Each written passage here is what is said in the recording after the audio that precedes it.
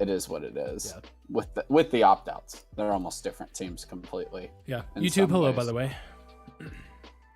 Yeah, agreed. I've been looking at, I think it's 24/7 Sports has a pretty up-to-date transfer portal tracker. So I've been checking that. It's a little tedious, but I've been checking that before making picks. Now, I'm certainly going to miss some players opting out because obviously you can have opt-outs for the draft that aren't covered in that, but that's all right. Yeah. But I don't know. you probably saw Grayson McCall is hitting the transfer portal, but will play in the bowl game. I don't blame him. I mean, especially when the coach leaves, how can you blame him? Well, and he's got the talent that if he was on a Power 5 team or whoever he goes to, might get a better look at the NFL. So that's, it makes a lot of sense for a variety of reasons. Business, I coach still leaving. can't believe, like, why did he go to Liberty? Is that really a better job? Conference USA is not better. I know the money. Yes, there's your answer, but. Oh, hold on. Yeah. Let me. Yeah. Anyways, YouTube, hope you guys are doing well. By the way, we just we haven't even put this on social media yet, so if you're watching live, you're the first one to know about this. But anyways, you can search on ESPN our bowl challenge like we did last year. We gave away some money last year. We'll probably do that again this year. So anyways. So go search that. We'll put it on. We'll post it on social media, obviously. But you can try to beat Johnny and I in bull picks. Oh, I think there's only like 2 of you that did that last year. So yeah.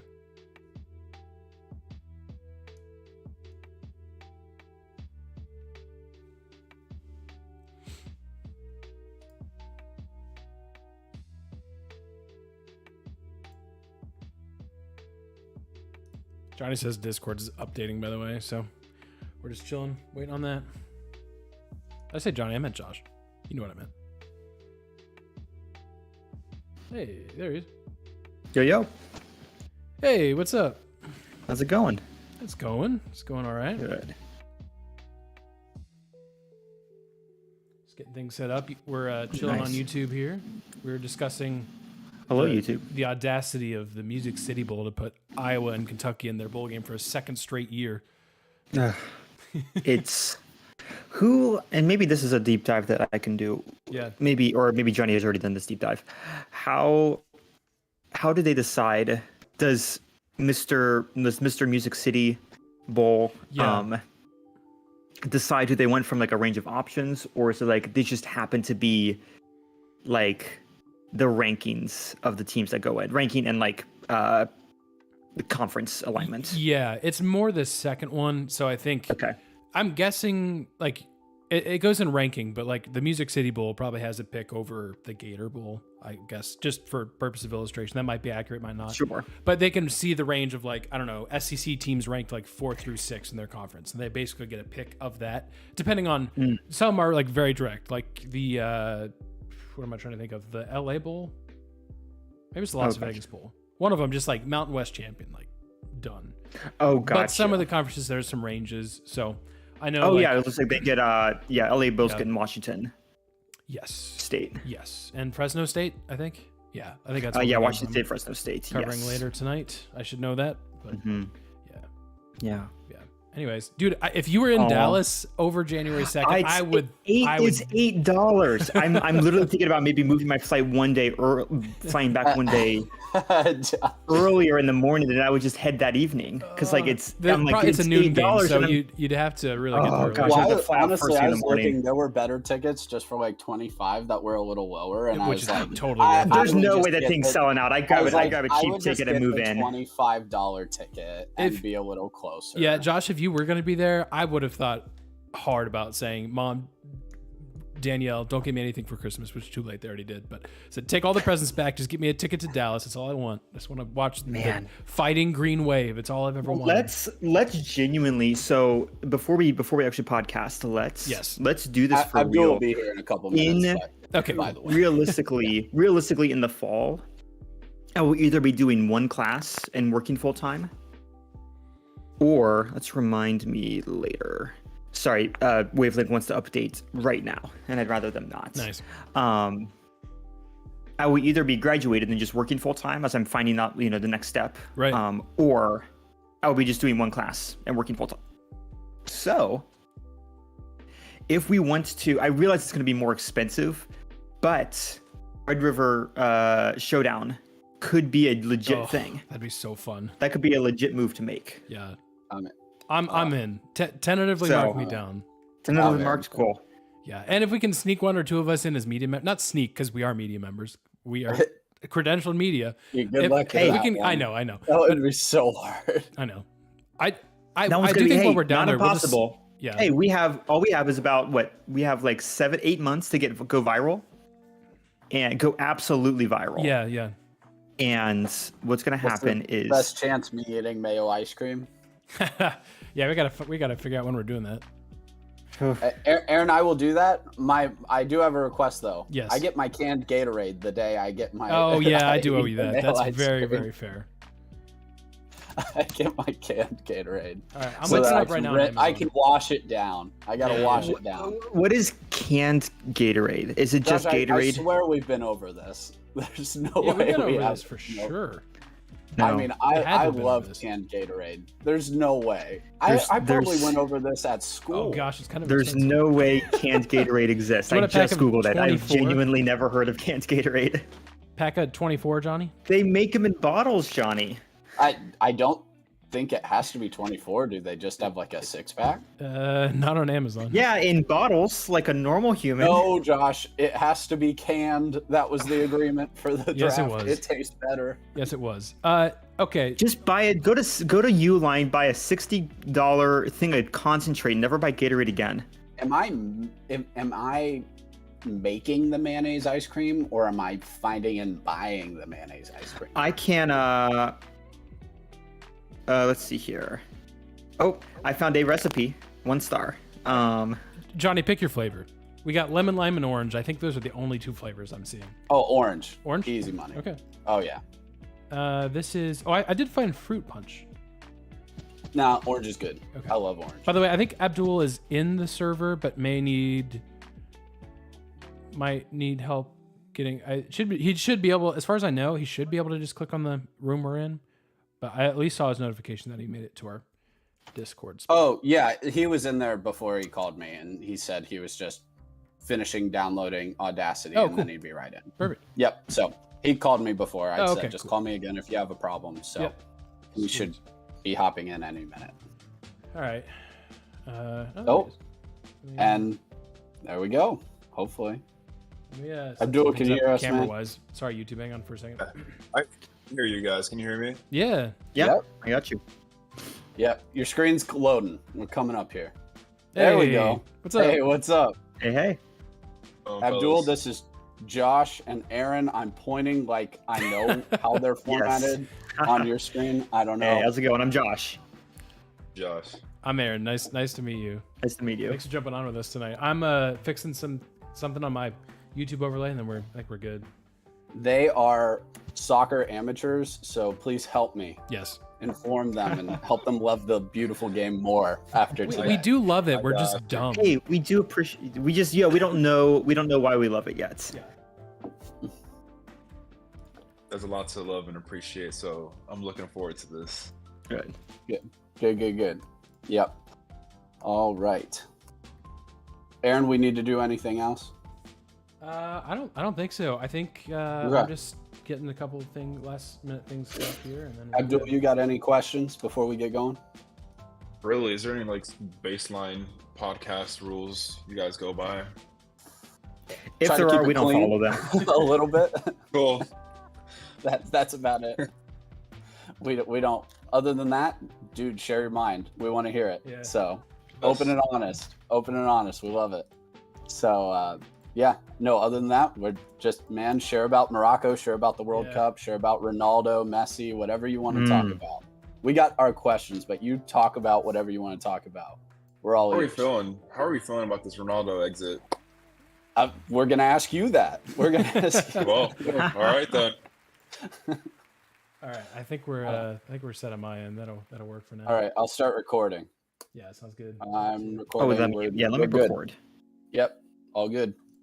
Check 1 2. Yeah, I'm good. Oh, no, Skip. Why does everyone want to update today? I swear. We've talked about this. All right, I'm good. All right, sweet. I'll get us started like normal, and then Johnny, I'll kind of hand it over to you to do the intro if that works for you. Sounds good. All right. Cool. Welcome to the Fifth and Goal podcast. My name is Aaron. I am joined, as always, by my good friends Josh and Johnny. It's episode 91. The World Cup is in full swing, and because we are down to just 4 teams, we've got a very special guest with us. Johnny, would you introduce our guest on today's podcast? Yeah, so today, World Cup, it's soccer. I had to bring in some reinforcements today to talk about the beautiful game. So we got my good friend Abdul El Mujahid from high school. We've been friends for a while, one of the biggest soccer fans I know. So thought we'd bring him in, and he's a huge supporter of Morocco. So could not be timed out better. We had been talking before about bringing him on, and then Morocco makes this magical run in the World Cup, and we're like, okay, we got to get this done. We got to get you on the podcast. So, Abdul, how's it going? How you feeling, man? Great. Thank you for having me on today's podcast. Appreciative of that. And, dude, Morocco, they've been killing it, man. I'm ecstatic right now.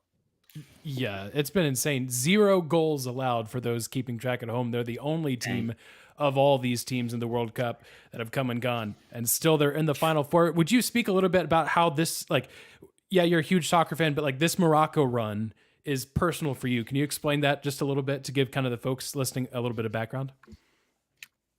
So I was born in Morocco. I was raised here. Back in Morocco, soccer, football, it's such a huge thing. It's a huge deal to everyone. Everybody grows up playing the sport. And to make it this far in the tournament, not only are we the African team to go to the semifinals, not have a single goal scored on us, minus the Canada game. That was an own goal. But in terms of opposition scoring against us, that hasn't happened so far this whole tournament. Yeah. I'm absolutely stunned. Absolutely Abdul, you want to talk about I'm just curious, what were your expectations coming into this tournament? As obviously big US supporter coming into the tournament for the World Cup, I always tried to temper my expectations, and man, I'm like, okay, just get out of the group stage. If you win the round of 16, I'm thrilled. We're good. What were your expectations when you get thrown in a group like Belgium and Canada and, Croatia's still in the tournament? You could somehow have a rematch in the final with them. That's wild. What were your expectations when you saw the draw and just how you saw Morocco and their path forward in the tournament? My expectations weren't too high. I didn't think we would make it out of the round of 16. I thought we would make it past our group, but I did not think we'd make it past the round of 16. Belgium, a really strong side, a lot more of an older side too. They didn't really have too much young talent in there. In terms of Morocco though, our team is pretty young. The average player's age is around 25 or so. I did have high hopes for us to make it out of the group stage. And the fact that we did and we played so well, defensively so sound, it's been crazy. I did not think we would make it this far, honestly speaking, but I'm here for it. I love this. This is insane. Yeah, and I guess we should give some context too. We are recording on a Monday night. We have to remind folks that when the episode comes out on Wednesday, we will have one of the two, actually probably both of the semifinal games wrapped up by the time you hear this. But from our perspective, the semifinal games yet to happen, of course. We do have Croatia, Argentina, Morocco, and France. That game takes place on Wednesday. So there's a chance that they haven't played quite yet. But yeah. Go for it, Josh. Man, not to move too quickly into the shocker of Portugal being now out of the competition. Again, not to discredit the wondrous run that Morocco has done, but what is your reaction to shutting out Ronaldo, shutting out Portugal, and denying him a chance at being able to win the World Cup for the first time, at least for Portugal? How does that make you feel? How does that man? No, I'm reacting too because I am, as a dumb soccer fan, I am learning that this was significant, and I'm like, oh man, this was a lot more historical than I think I initially gave it credit for when I saw the results on my ESPN app. So, what do you make of all of this? I'm really happy. I've been drinking on Portugal's tears this whole past weekend, man. It's been Excellent. great. It's Good for been you. great Excellent. stuff. Listen. I'm a Messi fan, so coming there it out is. of this World Cup, yeah. Oh yeah. So the way this World Cup has gone so far, both Morocco and Argentina doing so well. Messi doing so well, almost scoring in almost every game, I think. And it's specifically that game against Portugal. We played again defensively very, very sound. Portugal did have a good number of chances. I'm not gonna lie, I was kind of scared. Fernandez with a couple of shots that went off the post. However, our number 9, the striker on the series, he got up high for that goal. I don't know if you guys saw that. Yeah, insane. it was wild. Dude, that was Ronaldo height, man. That was Ronaldo was watching that from the bench, thinking why am I not in his position doing this right now? Not to discredit Ronaldo for everything he's done either. He didn't come in until around the 60th minute or so. So obviously, hasn't been starting much this World Cup, but we did shut out Portugal, got a goal. So I think we did really good that game. Yeah. Oh, absolutely. What do you make of the Ronaldo drama, Abdul? He gets, pretty much benched, if you will, in the round against what was it, Switzerland they were playing? Is that it? Yeah, Switzerland, and his replacement scores a hat trick. And so obviously it feels like the manager gets, vindicated there, his decision's completely validated.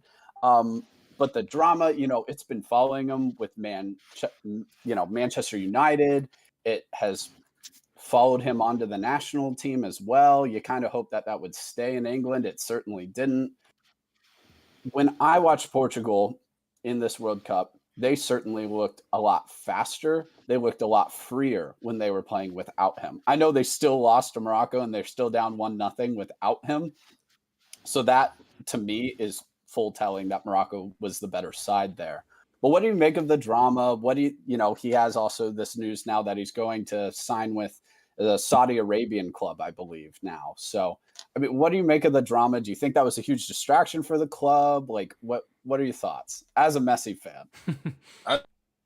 Honestly, as a Messi fan, I'm not here to discredit Ronaldo by any means and everything that he's achieved. In terms of he's done for Manchester United, I think Ronaldo is bigger than Manchester United. I'm not saying that a single player should be bigger than a club or whatsoever, but in terms of what he's done for the club, in terms of what he's done in his personal career, I think he did get a little too dramatical hopping on that Piers Morgan interview and saying some of the things he said. But it is Ronaldo. It's not like he's saying this and he can't back things up himself. Now, that goes coming into the World Cup. His performances haven't been the best. So really, that is a sign of its own. And then when he got benched, they ended up beating Switzerland. Like you said, what was it, 6-1? His replacement scored a hat trick. So I think at least his age is catching up to him right now. Maybe there has been some discrepancies. Maybe there's still some drama going on between him, his old club, and his former coach or his current coach for Portugal.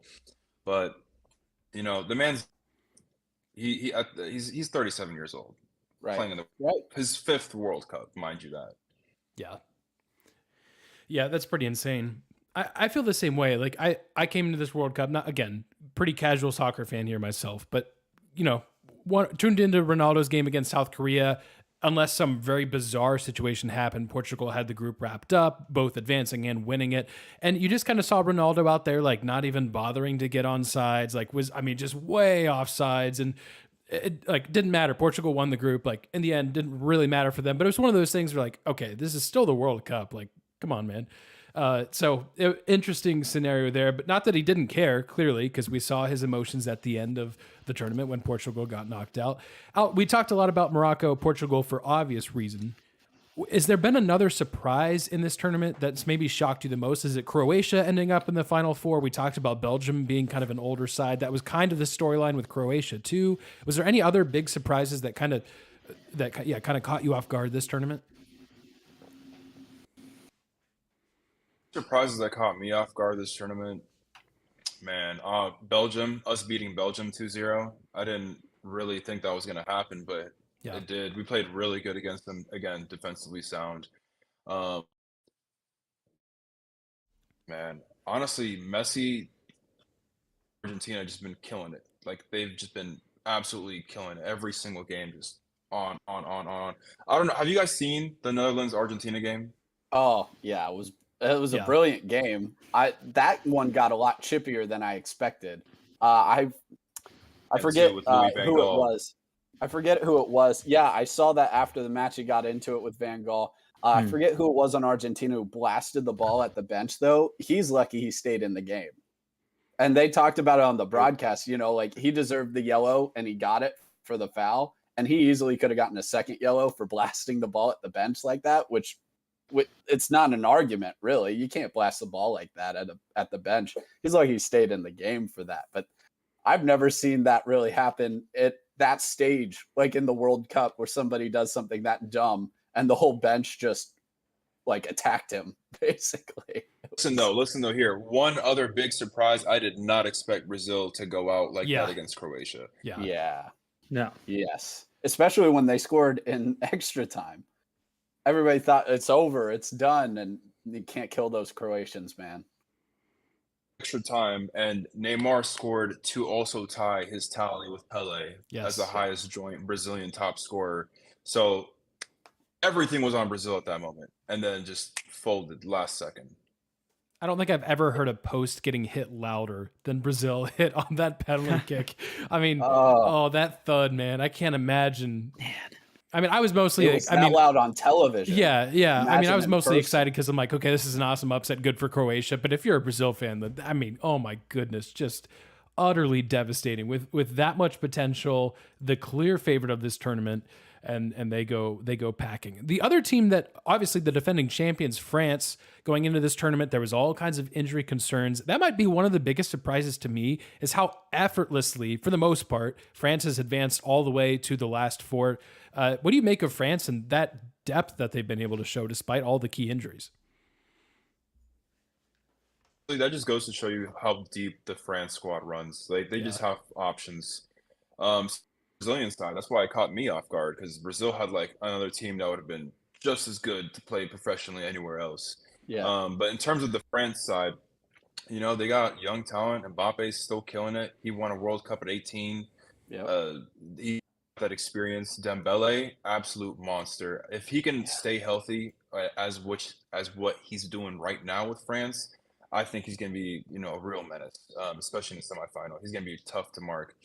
Hakimi and Mbappe, both teammates, both going to be facing each other this Wednesday. That's going to be real interesting to see. But my fear when it comes to the Morocco side is who is going to be marking Dembele, because Dembele is going to be fast as Mbappe, going to be tearing us through that side. So I'm just trying to figure out what the game plan is for that. That's what I was going to ask you, Abdul. We're fast forward, look at France and Morocco about to play each other. I thought you saw a good game plan from the English on how to contain Mbappe because you're not going to be able to totally shut him down. And they did it fairly effectively.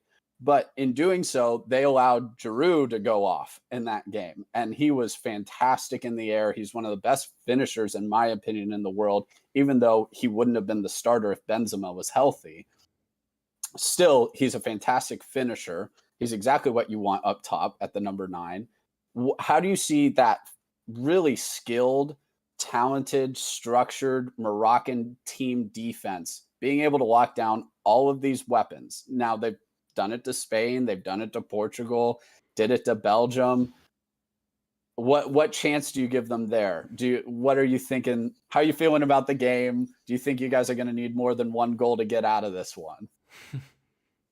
Listen, I think we've done so far so good, just scraping by a couple of goals each game and then just playing defensively sound.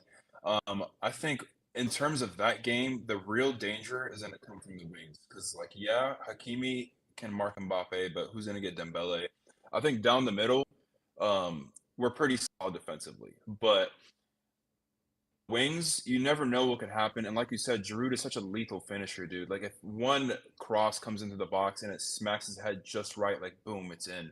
Now our defense, they're all taller guys. Roman Saiz plays for Wolves.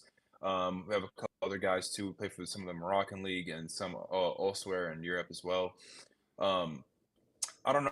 It's going to be real interesting. This France side has a lot of depth to it, so we'll see how things play out this Wednesday. What's your prediction? Give me a score. 2-1 Morocco. All right. Okay. Let's go. Okay. Let's do it. Beat these colonizers, man. We're almost there. We took out Spain. We took out Portugal. We just need the one up top, and that's One it. left. That's it. One left. That's the fire I Almost was there. looking for, buddy. Yeah. There we go. There's the hat trick. It's the colonizer hat trick. Yes, the colonizer hat trick. Please. Oh, man. My Oh, favorite, man. one of my favorite things on Twitter during the World Cup is all of the history jokes. Kill me Yes. every single time. Every time. And Morocco beating Spain and Portugal and then facing France is just world class stuff. Beautiful. Give me It's your beautiful. prediction on the other side though too. Who you got, and then go ahead and pick the final too. Oh, you're talking about Croatia, Argentina, right? Oh yeah, Mhm. yeah. So Argentina, I'm gonna just go on a whim and say 4-0 Argentina. Ooh. Oh, Oh. okay. How I'm feeling today. And then Argentina, Morocco. Who you got? You got to pick one of them now. Dude, that's tough. I'm not gonna lie. Your two loves. Listen, if we make it to the final, we're winning it. So I'm gonna say 1-0 Morocco. It might be a boring game. It might not be. It's gonna be the World Cup final either way. So a lot of drama is gonna happen. I'm gonna give it to Morocco. Rooting for them all the way. Nice. Yes, I love it. I love Nice. it. I love it. Hey, who cares if it's boring if you get the win? Hey, it's a dub. Exactly. A dub's a dub. Yep. Who cares? Yeah. I love it. I love it too. Real Man. quick, I was curious. We talked about a bunch of teams. Obviously, hmm you're from Morocco. We're just from America. Not very much excitement over here, but our soccer team is a little bit more exciting than they used to be. So I'm curious what you saw in the U.S. this year, and also the 2026 World Cup being hosted in the U.S., also Canada and Mexico. So I'm curious what you thought about the United States run. I know it ended pretty quickly in the round of 16, but curious what you think about this U.S. team that we've got. I think the U.S. team is pretty good, man. Like honestly, a lot of young talent. Who was it? Tyler Adams just absolutely Yeah. locking down the midfield. He's a dog. He's a dog, man. He needs to get signed by someone big. Like he's world class. And honestly, Christian Pulisic doing what he does, attacking those wings. He's always a lethal threat with the pace up top as well. That maybe just defensively speaking, a little shaken up a bit, but in terms of the midfield, real strong midfield. Who's the other kid too? I think his name is Musa on the Yeah. U.S. team. Mm-hmm. Yeah, Musa was absolutely, great. bro. He's got that dog in him too. He's also just real good player, real strong player as well. The U.S. they had a good couple of games. The Black Friday game against England, that was real interesting. I did not know how that score stayed 0-0. Yeah. Insane. They just need a striker. They need somebody to finish some of these chances and to work on those set pieces are awful. They need somebody Yeah, else they are. taking those. Yeah, no, those set pieces were trash. Yeah. Well, U.S. Morocco 2026 World Cup final. You can book it. So Easy. yeah. Book the flight. Yeah, that's right. That's right. Book the flight. You don't need to, Josh. You drive. Yeah, it's in. Well, Oh yeah, it's just we don't know where the it's- final we're is, not but entirely sure. If it is just over in AT&T, yeah, I'll just pop over. But Yeah. yeah. Yes. All right. Abdul, any final thoughts on the World Cup? Something you're looking out for? I mean, we got all the storylines, man. First African team to make it to the Incredible. semifinals. Messi trying to stake his claim as the best ever. France going for the back-to-back. First time in 60 years. Croatia, maybe they can get it done this time. Maybe they even get a chance at revenge. Who knows? So, I mean, any final thoughts? Yeah, honestly, we definitely have to look out for Croatia. They've been a solid side ever since their 2018 campaign, made it all the way to the final against France. So you never know. Technique is going to triumph over, just physical speed, skill, all that. And you've seen how Croatia have played this whole World Cup as well. They chance of making it to the final. They have a good chance of beating Argentina, as much as I hate to say it. I believe Morocco will be the final in the World Cup. I do believe in them being able to win. Aside from 2026 World Cup, forward to it. I don't know how they're going to games. I don't know how everyone's going to get from place to place. That's going to be a thing there, but you know, that's all I have to share for right now. Yeah. I love it. I got one last question, unless you guys got something. Oh, go ahead. Oh, hit us As a fellow Arsenal fan, do you think they hold off Man City to win the Premier League at the end of the year? Listen, man, I think the Gunners got it. I think we're for sure going to make top 4. Man City, I don't know. I really don't know. You can't tell. Holland is doing really, really good right now, even though he's been kind of on a dry spell past like 2-3 games. But besides, it's going to be real tough to tell. Jesus hasn't for Brazil this World Cup, unfortunately, but at least with the Gunners, he's been doing phenomenal. Yeah, that injury for him is rough. So I'm curious how that's going to affect him being out for 3 months. But hey, I believe they're 5 points up. Hopefully they can hang on. It's already a million times better than I expected so far this season. So I can't complain. Yeah, a trillion times better than I've already expected this season. The Gunners are doing their thing. It's all come together this year. Yeah. Well, thanks, Abdul. We appreciate you coming on, talking some World Cup soccer with us. We'll have to have you on again, maybe talk about the Premier League or Champions League, whatever's going on, man. And we'll definitely have to talk again then. Oh, did we lose him? Oh no, screen's frozen. No. I was gonna say if Morocco wins, we can just have him on in 2 weeks, and you can absolutely yell for 20 minutes. I'm here for that. Yes. Let's go. Listen, what better? I mean, absolutely. England lost, Croatia won. Like, if I have to just rank who I want to win in order, I'm going. I'm probably Croatia first, actually. Then Morocco. Then France, hold on, he's coming back on. Then Argentina. Switch that for 1-2 real quick. Yeah. Yeah, no, I'm with you on that. About that. Hey, no, you're good. You're all good. No, you're good. You're all good. Technical difficulties happen. Yeah. Yeah, it's never happened to us before. That's for sure. We've always had perfect streak. Never had a dropout. I was just saying though, I'm not going to. There's times, it doesn't happen often, but during the World Cup, there's times where I'm like, man, I really just didn't want that team to win. That's not the case this year. Like all 4 of these countries win the World Cup. I'm good, man. Like great story. It's going to be fun. They all overcame something to get here at this point. I mean, I doubted France after all of those injuries. So I got to eat some crow there. Argentina losing to Saudi Arabia the first game.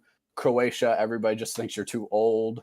And they just need to, if they get into penalty kicks with you, you're done. So you better win that game in regulation. But I was just saying, thanks for coming on. If Morocco wins the whole thing, man, Aaron, you said I said we'll have you on for, and you can just yell for like 20 minutes if Morocco wins the whole thing.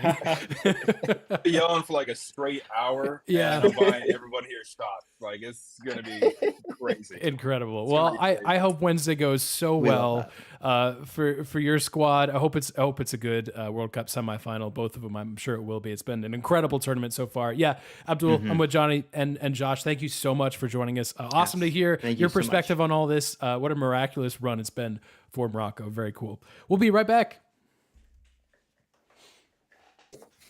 Yeah, man. We'll have to have you back on based on what happens, or bring you on even for Premier League, Champions League, something else. Yeah, absolutely. Oh yeah.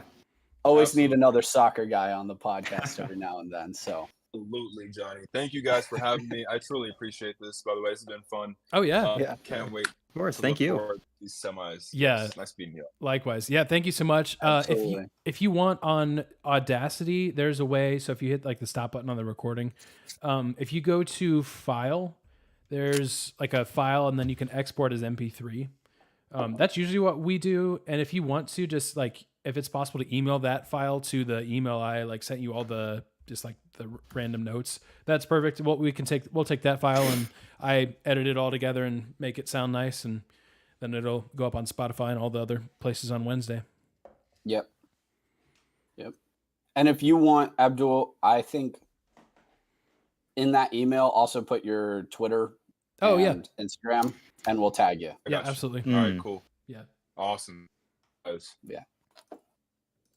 All right. Yep. Sweet. Well, thanks for hopping on here, Yeah, bud. thank you so much. Thank you. I wish I was in me. there, honestly, to watch with you in Columbus. That sounds like a blast. Oh man, that'd be fun. Yeah, where are you going to watch the game? Do you already have it scoped out? I have like a little theater room and like where my apartment complex is at, so we're just gonna rent out the theater Ooh, room, nice. put it up there, Perfect. have some Nice. friends over. Yeah, That's Awesome. awesome. Yeah, That's great. No, You still playing it's- at all? Occasionally, I'd be going to the turf at OSU or Resolute at Easton. Okay. Still bond up with some guys. Okay. Well, I'll have to catch up That'll with work. you sometime and see if I'm fit enough to play. Maybe I'll have to play a little ball with you sometime. Boots back up, man. Let's go kick some. Oh. I'm so glad There it I is. started going to the podcast. Yeah, no. Aaron, edit that in. Yeah, No, that's our new Put that in. For transition. sure. Yeah. Yeah. Bring that back in. Instead of Bring like, that back in. at the end, or like, thanks for jumping on the podcast. I'll just edit that specific thing and put it at cool. the end. That's how we'll end it. God, that's great. Oh, That's great I love stuff. that. Yep. All right. Thanks again, man. All right, yeah, We thanks, man. appreciate you. Nice meeting Have a you. good Thanks rest for of your jumping night. on. Again, thanks for having me. Nice to meet you guys. I'll Yeah, see you likewise. Yeah, guys. you too. Yep. Later, Abdul. Go Morocco. Nice. Sweet. Oh, I love it. Yeah, Johnny, thanks for doing all the setup for that. It was awesome. Yeah, you're welcome. I knew he's a good talk. So, Mhm. Yeah, dude, that's right. crazy, man. I mean, yeah, that's wild. it's just like you're not going to get like a good enough. Like we're like, oh, that's insane. They made it. Well, like Mhm. he's Moroccan. That's though. so cool. So Yeah, Oh, the fact yeah, you're born absolutely. there, like, man, that's yeah, insane. Yeah, I Like, mean, it's like that's Yeah. not the same. the only thing I can It's remotely not. compare it to is like Cincinnati making the college football playoff, just in terms of like size Right. compared to like all like, but even that Yeah. like Well, Morocco's we're not. even Yeah, and we're not smaller than that. Cincinnati Bearcat fans. Like, Well, we're right, not yeah, all- exactly, yeah. Like Yeah. it's not. It's Yeah, not I'm even quite saying the right. same. Like if you were a Cincinnati Bearcat fan, that's kind of Oh the yeah, equivalent. yeah. But you're also not playing Alabama. Like I think everyone thinks like Morocco has a legitimate chance. Oh, with that How could you defense, not they say that the way do. they've defended this tournament? Oh yeah. Yeah. They're like you're crazy, honestly, if you think like they're Yeah. not. Mhm. But yeah, it's just awesome. I mean, technically, like in some ways, like Croatia should be more shocking because it's less than 5 million people total in the entire country. Yeah. But they've just been good for a while, and Modric has won the Ballon d'Or, so everyone's like, "Oh, okay, well they're supposed to be here." I'm like, "Well, that's revisionist history because none Mhm. of you guys picked them to be here." Yeah. I didn't even pick them to get out of the group, so I'm guilty. That was I said when that happened, that was the only group that I just whiffed on both teams, Hmm. and it's completely bit me in the butt because they're both in the semifinal. Yeah. It's like, what are the chances? Anyway, whatever. We can get back to the normal stuff of the podcast. Sounds good. I did, when you said Broncos eliminated, I did just kind of say, like, maybe it's a more interesting discussion piece of like, what are you most surprised by? Like the Buccaneers being Oh, terrible, I like that. the Packers being terrible, or the Broncos being terrible? Yeah. Is there any other teams? Those are the three that really. Yeah, Let's that's ride. Yeah. To the couch. Hey, he is really, really close to beating the number of bathrooms he has in his house. Oh, Yeah, He's, Josh, he's you can- one away. Yeah, feel free to bring Man. that up again. I know I think we talked about it last week, but that's always a good conversation. So That was a the good conversation. slander, the Russell Wilson slander has been insane. Yeah. this season. I don't. It's. I don't I think it's understand it. because everything came out. I think he just came off as cringy at the beginning of the season with all Yeah. those Oh, yeah. promos. If For he had been a great sure. player, like great. I mean, he is not the first professional football player to be. He's not the first professional football player to be awkward on camera or to have like Right. subpar acting skills. I Like, mean, he doesn't think he's awkward. That might be the problem. I don't think it's the self-awareness. It's the lack of self-awareness, and it's obviously the first round elimination, or like the first team eliminated kind of. Yeah. Especially in the context of like where they were expected to be this season, given the fact that people like even the Lions seem more competent than him. Than the Broncos. Like they were like we should start the podcast back up so we can. Yeah, I know. Hey, and welcome back. I want to thank Abdul again for really coming on and enlightening Aaron and I. Yes. Our dumb soccer brains are just slightly larger and slightly more wrinkled now. So thank you so much for coming on, and good luck, Morocco. Yeah. Or if you're listening to this after Morocco has won, congratulations, Morocco. Yeah. You heard it here and first. if you're in a timeline where Morocco has lost, it is unfortunately too late for you. I am you're sorry. in the darkest timeline. It's the darkest timeline. But there is another type of football in America. Yes. And that's the real football. So we're going to talk about the NFL right now. Guys, real quick. Morocco County, let's ride straight to the couch so we can watch the playoffs at home. Yeah. The Broncos, led by the most lovable human being this season, I think, Russell Wilson, did not quite do it. But the competition between the amount of touchdown passes he can make this year and the amount of bathrooms he has in his house has gotten real close. Saw this. I follow a guy on TikTok. I wish I had his name off the top of my head, but he's been in the news. He's a good guy. Go follow him if you can find him. He's great. He keeps me updated on all of my Broncos news. This past weekend, Russell Wilson must have heard about all the slander because he made 4 touchdown passes. 3 of them to the right team. He is now at 11 touchdown passes for the season. His bathroom total is staying steady at 12. Yeah. It's not a guarantee. It is not a guarantee that he's going to surpass, especially now. How many weeks are left in the season? Not that many, honestly. Russell Wilson, do what 4. you did again. 4. Yeah, that's honestly, it's not a guarantee. Well, because here's the other thing. There's enough frustrated Denver Broncos fans that I would not put it past them to attempt to build another bathroom on his house. You know what I mean? Absolutely. Yeah. Absolutely. Yeah. There's room. They can make it happen. Yeah. Yeah, for sure. Yeah. Well, what a crazy end for their season, especially given the fact that teams like Detroit, and we can transition straight into you, Aaron, that Detroit is actually gathering themselves, putting themselves together and like becoming a decent team.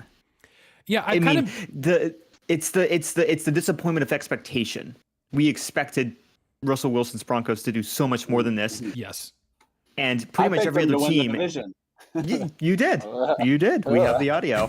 Yeah, and the fair, a social lot of media people did. graphics too. That I'm sure those. Yeah, well, we try not to look back at our predictions. Why can't those go viral? Yeah. No, they do. The predictions do go viral, just in the wrong way. See our college football playoff predictions, which, to be fair, most of the criticism was correct. Addressing the Detroit Lions. Look, I'm a Lions fan, so I come on here every week and I say, haha, look at the Lions. They're doing things. Guys, is it time for a serious conversation about the Detroit Lions, who have won 5 of their last 6? Their loss in those last 6 games, by the way, is that Bills Thanksgiving game in which they lost on an overtime field goal. That wasn't overtime. Which is not a bad bad loss. It just happens. Yeah, and certainly no shame in losing to the Bills. Here's the deal. Right now, as we sit, the Lions are a game and a half out of the wild card spot. The 2 teams above them are the New York Giants and the Washington Commanders, both of whom they have defeated. The remaining 4 games on the schedule for the Lions are the Jets, who, okay, sure, difficult maybe.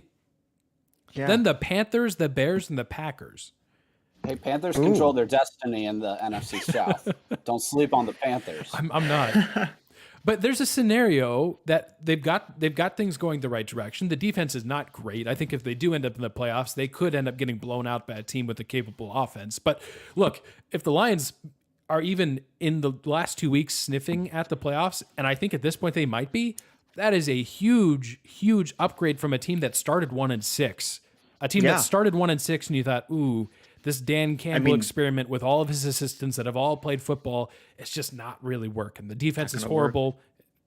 P.S. Still bad. But the offense has caught fire. I think I need to take a Twitter campaign of pointing out all the things Ben Johnson has done wrong, so no other team takes him, because what he's doing offensively for the Lions is something special with Jared Goff. And no offense to Jared Goff, he's a fine quarterback. He's just about average. But what they're doing with him, they added Jamison Williams back into the fold from his ACL. He ripped off a big long touchdown, so he's back. I mean, it's really impressive with what the Lions have been able to do the last few weeks. And oh, by the way, the Rams have been horrible. I'll bring it up again, the Lions with that first round pick. So it's not even like the Lions are really being punished for being quote unquote good, because they're still going to have probably a really good first pick. They can supplement it with a late first round pick and hopefully keep building on the success. Now, there's still 4 weeks, so that could mean that we take a step back. The Lions could drop some games. I feel like what's going to happen is I'm setting myself up for disappointment by being excited about this team, because here's what's going to happen. They're going to win their next 3 games.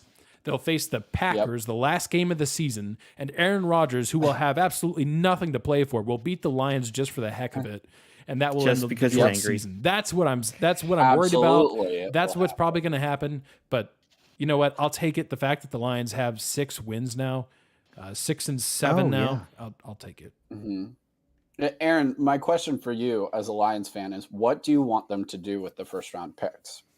Personally, I don't think Jared Goff's the answer. I don't think he's the problem. Correct. But I also don't think he's the answer. Are you really going to have another potentially top 5 pick anytime soon as you continue to make the roster better and better? Is it potentially the opportunity to take your franchise quarterback without even having to move up, depending on how the Rams finish out the season? So what would you like to, but you talked about, and you're right, the defense is awful outside of like bad. Jeff Okudah and a couple other players. And Jeff Okudah, as good as he has been at times, hasn't been healthy enough in the last 3 years. Right. So there's questions there. The defense is really, really bad.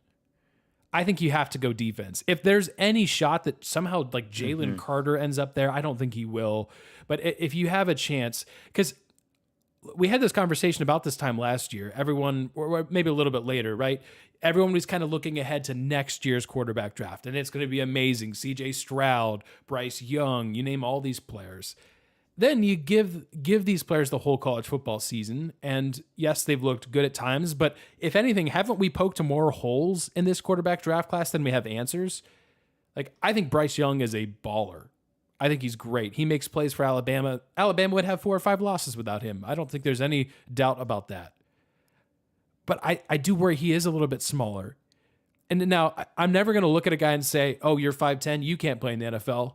Please don't hear that, because I think that's ridiculous. Or, Joe Burrow, oh, he's got small hands. Okay, who cares? But the way Bryce Young plays and some of his mechanics and the fact that he has as many tipped passes as he has had in college does make me concerned. It's not so much his height as there is evidence that there's a little bit of worry for him there. Not to say that he can't be a great quarterback in the NFL, and I hope he is. CJ Stroud, the same thing. When things go wrong for CJ Stroud, how does he react? I don't think he reacts poorly, but he doesn't rise to the occasion like you see with Caleb Williams or Bryce Young. So I look at the quarterback class, and there's no one quarterback that jumps out to me, and I think, ooh, the Lions should take him. I kind of joked about CJ Stroud at the beginning of the season because I'm a Buckeye fan and a Lions fan, so let's just keep it rolling, right? I don't know if I want CJ Stroud. I really don't, and that pains me as a Buckeye fan. I don't know. I definitely don't want Will Levis. I don't want Anthony Richardson. Well, yeah. So, I don't know. I think I want 2 defensive picks. Is the very long answer to your question. But yeah, that's my thoughts on the quarterback class, though, and we could certainly talk more about that. We'll talk more about the draft later, but just curious based on where the Lions are. Let's talk about Brock Purdy. Yeah, your favorite player, Johnny. Ooh, Mr. Relevant. Mr. Relevant. That's his nickname. Yes, it is. Honestly, from now on, his name is Mr. Relevant. Brock, I have to hand it to Brock. Brock threw a pick that looked just like an Iowa State pick that he had thrown a million times. It got called back, so he got lucky on it. He ripped it again the next play. And dang it, it makes me love him all over again, and why I picked Iowa State to make it to the playoff a few years ago. And the man has no memory. He has no memory. He will continue to sling that ball into harm's way as often as he can. But with this 49ers team, the roster's so good around him. The defense is so good. The offensive line's so good. There's so many weapons. Debo's sprained ankle does worry me. And the NFC is so weak that this is, to me, it's the second best team behind Philly in the NFC still with Brock Purdy. Yeah. Still. I mean, if Brock might actually be a better quarterback when it's all said and done than Jimmy Garoppolo, and that's nothing against Jimmy. But if Jimmy was in for San Francisco, they would be my pick to go to the Super Bowl right now in the NFC. And that's more of an experience and a veteran quarterback mindset. Been in the system with Shanahan for as long as he has been. But in this bad NFC and with that team and that roster, 49ers can still make it to the Super Bowl. They can still win multiple playoff games. It's just so lined up for them. They're not going to get the top seed. They could still get the 2 or 3 seed. They can beat Dallas.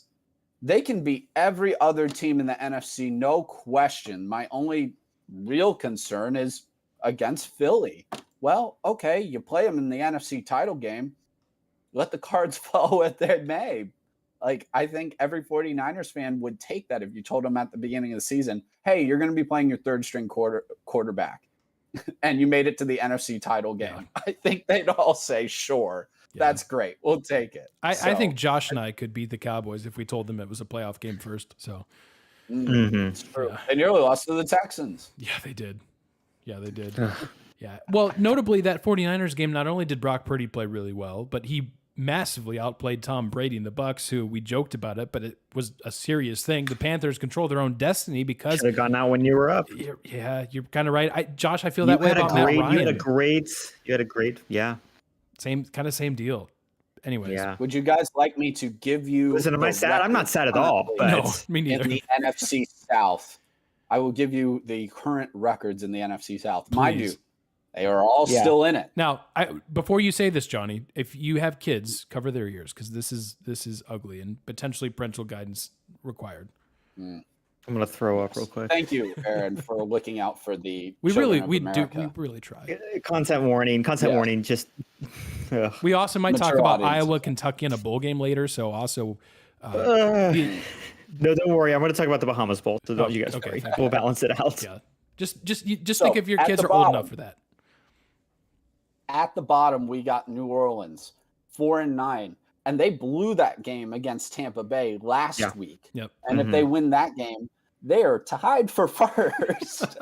We have 5-8 Atlanta. We have 5-8 Carolina, who fired their coach and mailed it in for the season. Sam Darnold's back. They cut Baker Mayfield 5-8. They beat Seattle. Real quick, Baker Mayfield, congratulations for being on a team for 8 whole minutes and just kind of flailing your arms around and doing a 98-yard drive against the Raiders. Just good job. He does deserve credit for that. He did not know the names of his players. He is throwing to whoever's open, and he did it. Congratulations. Yes, anyway, moving on.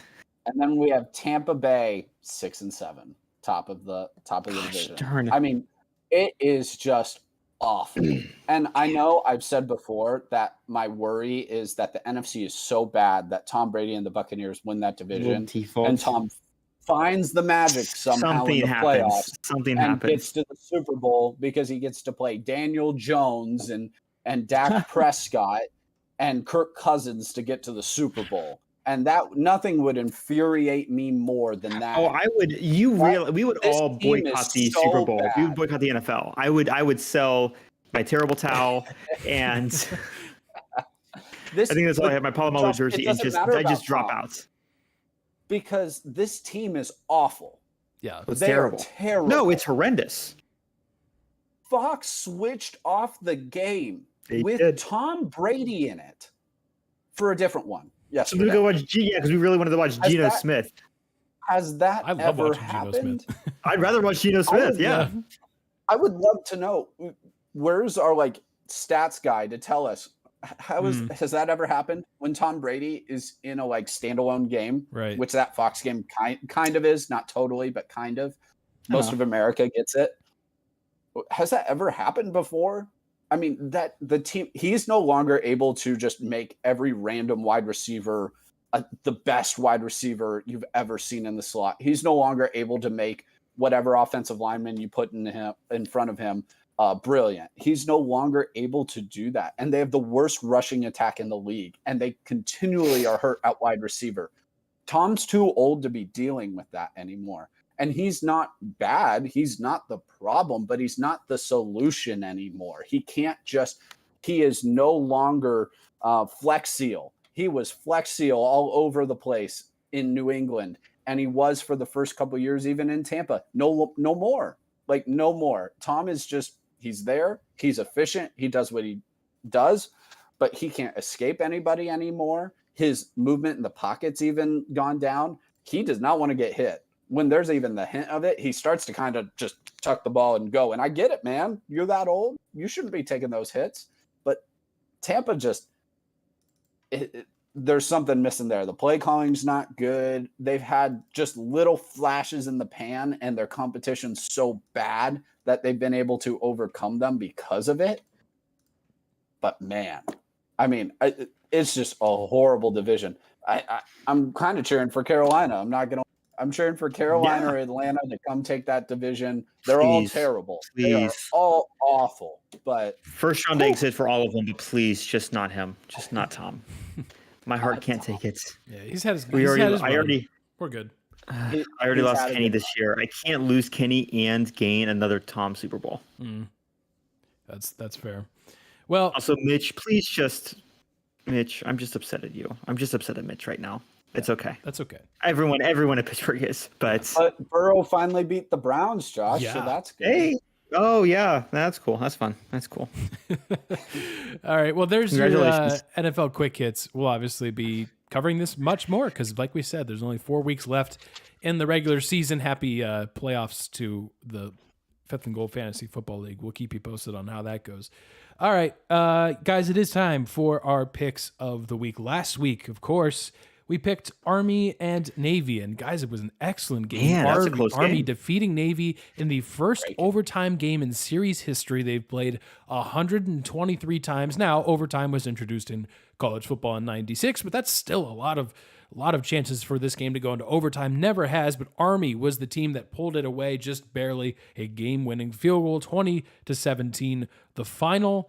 And Johnny and I did pick Army, although really, that was up for grabs the entire time. So that means our current scoreboard is myself with 49 points. I finally got over that 48-point hurdle because apparently that's a thing in our standings. I've got 49 points. Josh, you have 47. Johnny, you've got 45. So we're kind of all evenly split with a 2-point lead.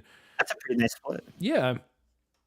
Also, the NCAA volleyball tournament, that's wrapping up. We are down to the final four. I can't remember off the top of my head all of the teams that are there, but I know there were some upsets. I believe Nebraska got knocked out of the tournament, and that was a big upset in the Sweet 16. San Diego's still there, to my knowledge. I can't remember the other teams off the top of my head, but that's been a good tournament. There's players diving over tables. I mean, if you like some volleyball, then make sure you're tuning into that. But this week, we do have bowl games this week, guys. Let's go. Bowl season is here. Finally. So if you don't like bowl games, please just move out of the way so we can all watch more bowl games. Correct. If you think there's too many bowl games, yes, jail. Yes. Straight to jail. Straight to jail. Yes. We're not doing that segment today, but straight to jail. I want every single FBS team to get a bowl game postseason. Okay. Every single game. You went too far, Josh. What's the B stand for, Johnny? Hey, Johnny, what's the B stand for? I rest my case. Okay, but look. Fine. We need to bring in relegation then. Yes. If you don't have a winning record, relegated to the FCS. Yes. Every team gets a bowl game and relegation. Enough of the FCS teams feeling like they have to jump up to the FBS. No, you don't need to do that anymore. We're going to do it. Now, we talked about this like 3 months ago. I'm 1,000% in favor of relegation. Yes. Would be brilliant. I just think it'd be really funny to see Vandy down. Relegation is great. We all need relegation in all sports. Yes. And it's a system. Like, you don't go from the Big Ten to the FCS, but man, you'll lose that first time and you drop down from the Big Ten to the MAC, and then you go from MAC to I I don't know. I don't know what You they get play. demoted to Mountain You go to the West, Big yeah. Sky. You have to go play You Montana. get demoted to the Big Montana Sky. State. Oof. There you go. There's a lot of FBS teams that wouldn't do very well against those teams. No, Be Those are hilarious. some They'd be quality stuck football forever. teams. Yeah, they would. We get the Bison and Bobcats and Grizzlies up in the FBS, maybe all the way to the Big Ten. It'd be Love it. fantastic. I mean, along that news, there is talk of a new FBS conference. It's basically a combination of the WAC, which, yes, if that sounds familiar, that was an FBS conference back in the day, along with the Atlantic Sun. So those two conferences are kind of merging because a lot of their teams have already started making that jump up to the FBS. Jacksonville State is a team that's coming to the FBS next year. I'm sure there's others that I think Eastern Washington might be. No, they're Big Sky. I don't know. Regardless, they're trying that. So there'd be like 8 or 9 new FBS teams in theory in 2024. It's kind of confusing because both the conference and each individual school has to go through the process. And of course, because it's the NCAA, that process is exceedingly long and unnecessarily difficult. But I rest my case there. Other than NCAA straight to jail for not putting Army in a bowl game. There's your straight to jail. Absolutely. Anyways. Unpatriotic. So all that being said, there are bowl games happening this week. There's 2 happening on Friday. I think 6 or 7 happening on Saturday. So what's going to happen here is we are each going to pick a bowl game and a winner. So I'll start. I debated back and forth because I thought the Celebration Bowl, I think even without Coach Prime, I do think Jackson State is a lot more talented than North Carolina He's coaching Central. in the game, Aaron. Oh, is he? I missed that. Okay, I'll have to update that. I didn't realize he was sticking around. Well, then maybe I should go with that. That's not my pick, though. I'm going to go with Fresno State in the LA Bowl. They're playing Washington State. Fresno State is really clicking on all cylinders. They've won 7 or 8 games in a row, including the Mountain West Championship, in which they avenged their lone conference loss against Boise State. Jake Haener is back fully healthy from his injury. If you don't know his name, learn it because he's one of the best quarterbacks in college football. The Bulldogs are rolling. Washington State's a team that you're going to hear a lot about this in bowl season. They've got a lot of transfers, had just not a kind of a tumultuous season. They really beat up on the bottom of the Pac-12, did not beat a single team above them in the Pac-12. There was reports that the offense and defense weren't getting along on that team very well. So just a lot of factors going into it. I think Fresno State's also just going to be, quite frankly, more interested in going to a bowl game. I like the Bulldogs. I like that offense to roll through a Washington State defense that has not been great. Awesome. I'm going with Miami of Ohio. They're going to defeat UAB in the Bahamas Bowl. There's a reason specifically. Well, Bahamas Bowl, we're going to see that this coming Friday, December 16th at 11:30 Eastern. First bowl game of the year. Or 10:30 correct time. Guys, I'm picking the Bahamas Bowl because it is the most chaotic bowl of all the bowls. I have a Reddit post from a guy who went to the Bahamas Bowl a few years ago. Oh, I forgot about this. They had very little security, and the security that was there pretty much just laughed and high-fived everyone. They didn't check tickets. You could bring your own alcohol in. People were just braiding each other's hair. They only had one working scoreboard, and that scoreboard was showing the ESPN feed. So I love it. It's the most chaotic bowl. Please make it the national championship site next year. Yes. Oh, amen, Josh. That was beautiful. I just want to double down on that now, but you took it, and I'll pick a different bowl. So the bowl I will be picking is the Las Vegas Bowl, and that is with Florida and Oregon State. Aaron, I think this is another case of who's more interested in being there. Yep. Oregon State, brilliant year. They're 9-3. You have a chance to get that 10th win. Jonathan Smith is a brilliant, one of the up-and-coming young coaches in the entire country. He's probably going to get poached from Oregon State. Not this year, but next year. Be careful. I mean, Beavers, I hope you can hold on to him. He's been good to you. 9-3, though, and you beat your rival this year. Oregon State is prone to many turnovers. That is my main concern on offense, but their defense is so good. And Florida is going to be starting former Ohio State backup Jack Miller because Anthony Richardson has declared for the draft. So with that in mind, I don't see how Florida scores on this Beavers defense. I got the Beavs. Yeah, Jack Miller's first snaps, I think, of the season, because Pretty I've much been following another story going on with Florida. Their backup quarterback is, anyways. Don't need to get into that, but not a good situation there. So Jack Miller, your quarterback for the Gators. All right, Guys, good picks. Josh, I'm with you. I'm tracking that Bahamas Bowl for sure. One of 42 bowl games. And of course, just like last year, if you think that the picks that we gave you are dumb, well, they might be, but you can prove it. You can put your money where your mouth is and compete with us directly in the Bowl Challenge. The Fifth and Goal Bowl Challenge is back. We host it on ESPN right now. You can search Fifth and Goal Sports group, or maybe just Fifth and Goal. Either one, look at both. We're there. So you can compete with us. Just like last year, there will be a prize for the winner. I believe Carter was our winner last year. Johnny came in third. I think I came in fourth. So we did pretty well. I'd like to say that we watched enough football that we know what we're talking about.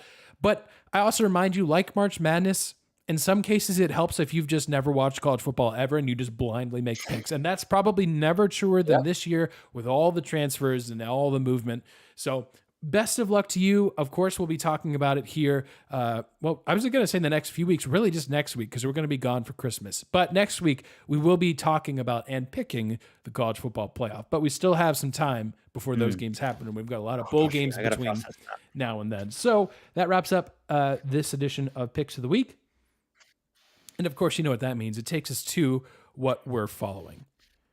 So, guys, I stumbled upon, it's not really a new sport, but it was a new sport for me, if we want to call it that. I stumbled upon some chess boxing last night. I was working on some bowl game previews, and I did the thing where I just kind of, flip on YouTube, and, I see what's there, what can entertain me while I talk about, UAB and Miami and the Bahamas Bowl, which, again, in a couple of days, that'll all be out on our website. Make sure you go check out the previews if you need some help making your bowl game picks. We've got some help there. We've also got our picks. So for what it's worth, Johnny and I are basically giving you spoilers on all the games we're picking.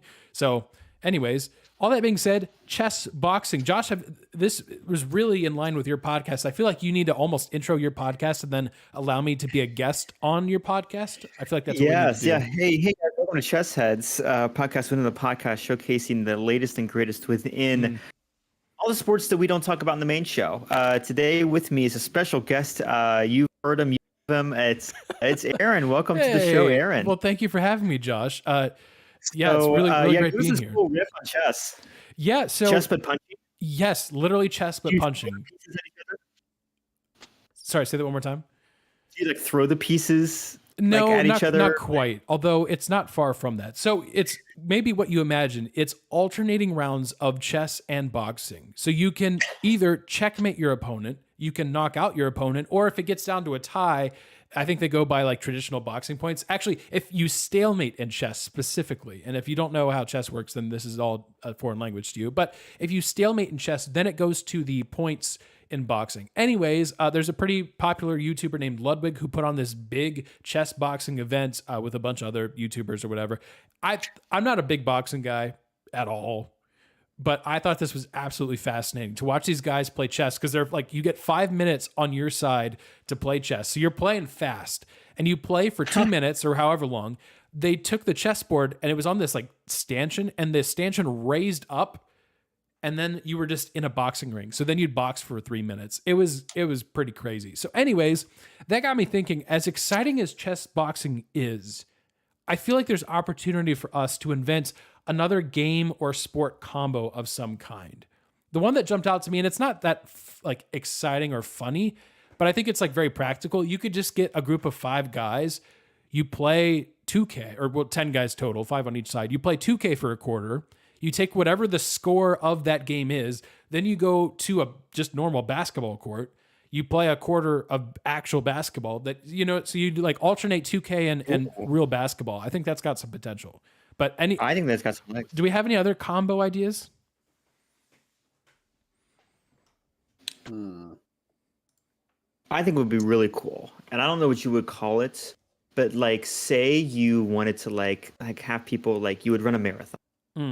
And then immediately after that, I hate it. You would swim. I don't know, what? 10 miles. I hate it here. And then after that, I think it'd be really cool. Just a third thing. I'd say you bike 50 miles, and whoever can do that the quickest, wins. So it's kind of like a race, but it's a 3-tiered race, a try. Yeah. A try race. Decathlon. You were talking about a decathlon. That's a lot of things. So I don't of a down. Like Yeah. triathlon, that could be better. But that gets better. I mean, triathlon, that feels weak. Like there's a little bit more grit you have to do something like this. Mm-hmm. I don't know. I'll call it the Ironman. We'll figure out if that sticks or not. Yeah, I hate it here. Well, anyways, we'll give that some thought. We'll come up with some incredible new combo that's never been heard of and invent some incredible sport. And then this I sports thought chess podcast boxing would have never been invented. Well, yeah, it has. Because goodness. there was like guys about something commentating like on this event. They're like professional chess, or maybe not professional, but probably like professional chess boxers, you have, like like, walking professional you chess? through this strategy. So yeah, I mean, Do you, there's like, obviously Do professional. you, like, have of like each two thing sets of like separately. announcers? Like you have like, oh, here's our chess announcers. They that did are actually. cool, That's like, the exactly golf what they style. did. Yes. And then like freaking like Joe Rogan just comes in and starts screaming. Yeah. So I don't know if I don't think I'd be very good at chess boxing. Mostly because the boxing part, I actually think I'd hold my own in chess. Not gonna lie, but boxing part too slow. So, anyways, that's what I'm following. That was a lot of fun. So, thanks YouTube for entertaining me last night while I worked on bowl game previews.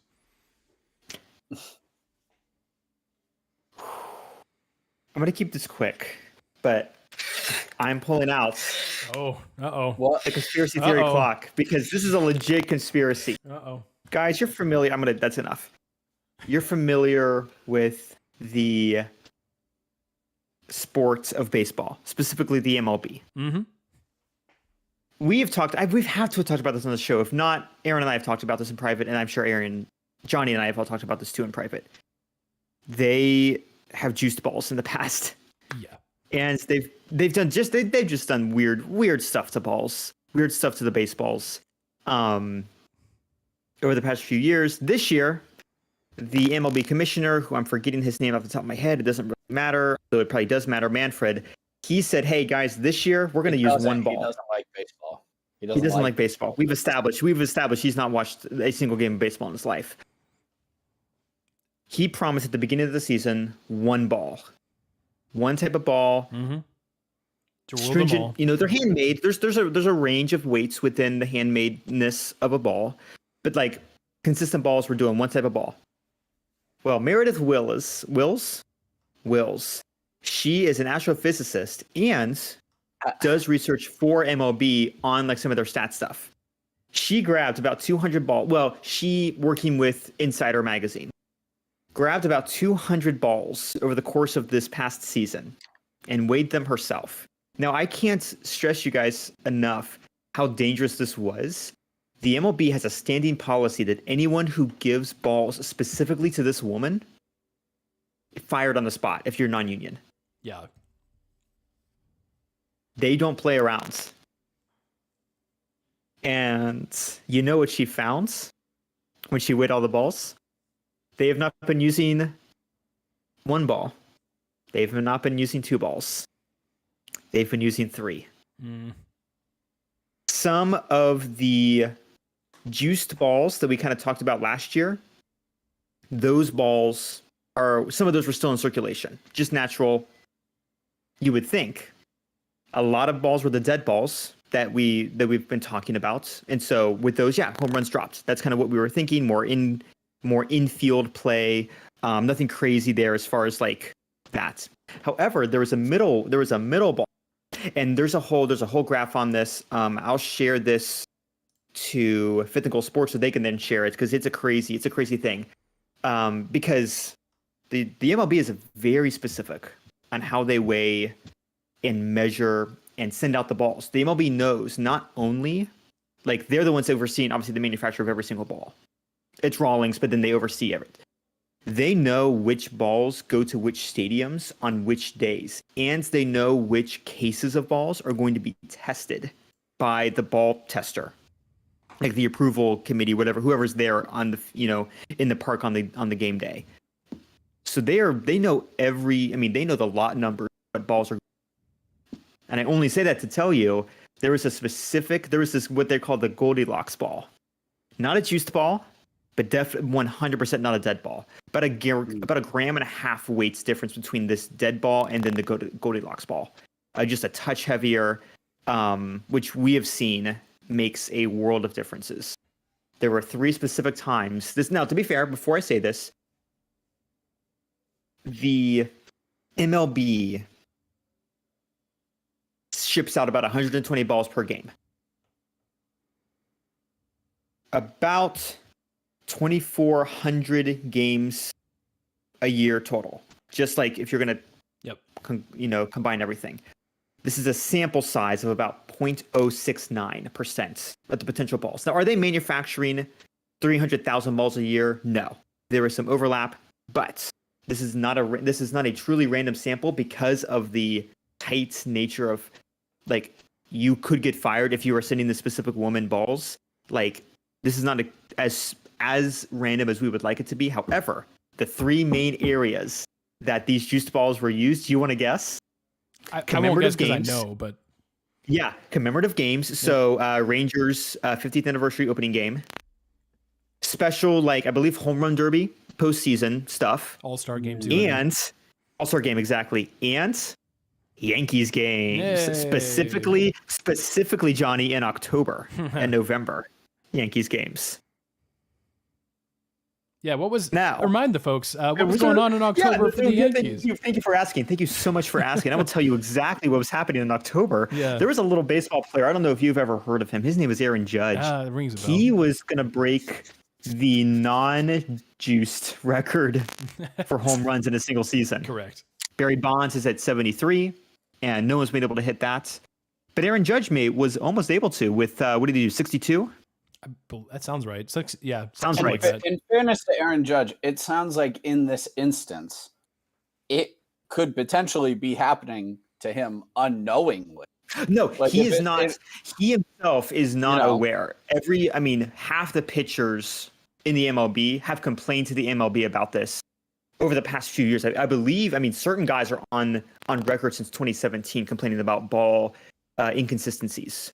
The balls, when they were in the juiced ball era, there was a slickness to the balls that they realized. Obviously, the dead ball that we're calling it is just not. Again, it's a different feel. When your only job is to throw a ball, you're going to notice when it changes. The MLB 100% knows which balls it's shipping out to which stadium at specific times. They also print the lot number. They print the serial number on the balls, so you can trace specifically when, just like you're tracing an old, like, Fender guitar or something, you know exactly the date of manufacture. All of these Goldilocks balls were made within a specific month and a half time period. Wow. Again, this is 0.069% of a sample size of the potential maximum amount of balls the MLB could have produced a year. I doubt that they're making 300,000 balls a year. But I do know they know exactly where their balls are going. And they are, man. You know what? It's a small percentage. That's good enough for me. Get them, guys. It's good enough for me. Get them, guys. Get them. The MLB, get them, Twitter. Unsurprisingly, the MLB has denied everything and said that it's, capricious and arbitrary. Right. Exactly what we'll be the judge of that. Exactly what we would say. We'll be the judge of that. So, most guys can't speak out about this. This literally came out just a few days ago. It was just postseason games. It was just commemorative games where you're expecting high viewership. All-Star game, higher. You're hoping for a higher viewership, and Aaron Judge games. They weren't giving them to the Yankees the whole time. I'm trying to find the timeline of when they were finding balls, but they started giving the Yankees juiced balls later in the season. Looks like. So when they realized that, hey, this guy could do a thing. Well, so they at the should very have least, left it alone because Aaron started struggling late in the season to hit home. They should have just. That's why they gave him a better. That's why they gave him a better ball. So it begs the question, though: what's a worse crime, cutting into a college football game or putting juice balls in play in opportune times? Cutting into a college football game. Absolutely. Cutting into a college football game. Absolutely. Yeah. Because you even took the audio away. And you took the audio away during touchdowns. Somehow those Aaron Judge cut-ins were always at the worst times. Moment. That's the biggest crime. Wake Forest would have beaten Clemson if it wasn't for those cut-ins. That's right. How it affected the game, momentum. I have no clue. Yeah. But it did. It killed their momentum. Yeah. They didn't have a chance after that. Yeah. Well, Josh, thank you for bringing us this story. That's very welcome. We'll keep developing. We'll normally Chess Heads covers non-sport tragedies, but man, the chess stuff is still in litigation. So I got to pull up real sports for a second. Yeah, I respect it. man. And I brought you a little bit of Chess Heads bonus material anyways. And you so did. It was I try to help out your podcast when I can, you know? Thank you. I appreciate that. I appreciate the support. Yeah. All right. Johnny, over to you. I'm going to stick with the sports. I was aware of this a few weeks ago, and I thought it was really fun. And I think we need to adopt them as our second team in college football. I'm down. And it is the University of Texas Rio Grande Valley Vaqueros. So Let's you're like, go. okay, Johnny, like who cares? Like, why does this matter at all? Well, it matters because this school didn't exist and doesn't exist because it is a combination of two schools. So it's the combination of the University of Texas at Brownsville and the University of Texas Pan American. Yes, we're all very aware of both of those schools. So I know this is hard-hitting news. So they are combining now to be able to play Division I college football. And so Pan American already had a Division I status. So now Texas Rio Grande Valley, yes, I'm going to say the entire name every single time, or for short, UTRGV. Yes, that really rolls off the tongue, and there's absolutely no way to just Urtiv. Yes, that one. Yes. They will be hosting home games at both campuses. Love this. Love this. It is fantastic. And they are 60. I mapped this out. It's about 66 miles apart. So about 66 miles apart. Josh, we might need to send you on a trip down there. I'm always up for a road trip. Yeah. It's about 66 miles apart, which you're like, wow, okay. So they literally, for a home game, how does that work, Johnny? I don't have a clue. I need to do more research into this. Like, are the players like for practice, like literally have to drive over an hour to get to practice? How is this working? I don't have a clue, guys. I don't know, but I love it. So they're going to be joining the aforementioned WAC, who is looking to go into the FBS. And so Urtiv is looking to join the WAC and then go to FBS. Incredible. With the conference as well. So I'm really looking forward to it. I believe they start playing in 25 is when they're hoping to get rolling and winning national championships. Of course. And becoming the primary university in the state of Texas for college football. Yeah. It's Go time. Vaqueros. Texas may not Go be back, Vaqueros. but Utagurv is certainly back. Literally every other university in Texas will be back. Yes. Yeah. Texas basketball, that's a separate conversation there. We won't, not back, Maybe we'll but talk for about a that next very week if we different get more reason. stuff. Yeah. Anyways. Pro tip, don't commit felonies. I've heard good things about not committing felonies. Oh, jeez. It's not good at all. Yikes. Anyways, well, Johnny, thank you for that update. Incredibly excited. Big Vaqueros fans here. And you know how this already goes, right? There's a new team introduced. We expect your undying loyalty as a legal requirement for listening to this podcast. Yeah. So it's not enough that you listen to this podcast. Now we bind you to the law of what we say. And in this case, you're a Vaqueros fan. Congratulations. We're excited. Go Utagurv. Yes. 2025. Let's go. Let's go. That's very exciting. Can't wait. That's very exciting. All right. Future editing, Aaron, this may get cut out of the podcast if I realize that what I'm about to do isn't possible. All right. Well, that kind of wraps it up for today's episode. Again, just want to say thank you to Abdul for joining us talking World Cup. We are absolutely thrilled to watch these semifinal games. Of course, the championship game is on Sunday. I believe the third place match is on Saturday. So bottom line is, by the time we talk to you next, we'll have it all figured out. So we'll break it down next week, certainly. So again, thank you to Abdul for joining us. That was awesome to talk to him about this incredible Morocco run. And here's the deal. We also want to say thank you to the listeners. We really appreciate your support. Here's the deal, guys. We only have one episode left in 2022. We'll talk to you guys next week. The week after, we're taking off for Christmas. So we have one episode left. And we try to say thank you to the listeners every week because we mean it. We appreciate your support, but we want to do something extra for you guys because here's the deal, right? We are an hour into or more into this episode. If you're still listening to us, first of all, again, thank you. You're the best. You're the real ones. But yeah, Josh, you're right. You're the real ones. And so we want to do a giveaway, but it's only for you guys that are here at the end. You guys are the select few, the real ones. So this is what we're going to do. And if this doesn't work, then you'll never hear this part of the podcast. But next week, there's going to be a phrase that is uttered on this podcast. And it's actually a code for you to go to our website, fifthandgoalsports.com/merch. And if you put in the code, there's only one. So you're going to have to be the first one to get it. So just first come, first serve. But if you put in a code, you'll get a free retro mug that's on our store right now. So here's the deal. Next week, I'm going to say the phrase, I am hungry for blank. And whatever I'm hungry for, whatever food item I decide I'm hungry for, I don't know how I'm going to work that into the podcast. Stay tuned for how I naturally work that in. Whatever food I'm hungry for, that food will be the code that you put in on our website. There's a code when you check out on our merch store. You'll get a free mug. There's just one code.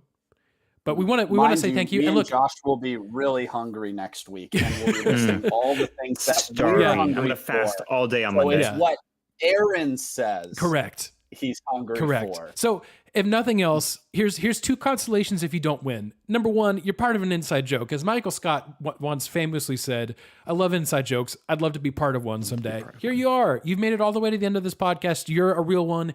There's an inside joke for you. So when I randomly, or maybe not so randomly, we'll see how I segue it. If I say I'm hungry for something, that's the code. The second thing is if you don't get it, that's okay. We are going to have another giveaway on our Instagram at some point in the next few weeks. So that's kind of for everybody. Obviously, we'll do it kind of like we did our merch giveaway last year as well. So stay tuned for that. We'll also have that giveaway as well. But this mug is for the real ones. Now, and third, I guess if you don't win it, we do have free shipping on the mugs. We think they're pretty cool. We've got a bunch of other merch there too. We released a t-shirt. We released a sweatshirt. There's a beanie. There's a hat. All of that, fifthandgoalsports.com/merch. But you heard it here first. Next week, I'll be hungry for something. Whatever that food is, put in that code. Best of luck to you. We'll see who ends up with that mug. I'm excited. And if that's not how the website works and I didn't realize it, then you're never going to hear this part of the podcast. But hopefully it's still here because it's happening. Just in case. Anyways, so just in case, this has been the Fifth and Goal podcast. For myself, Josh, Johnny, Abdul, hope you guys have a great rest of your week. And you'll actually get to hear from Johnny and I this week on a bonus episode because we're about to record our bowl game preview, which you'll hear in a day or two from now. So with that, thanks for listening. We'll see you guys next week.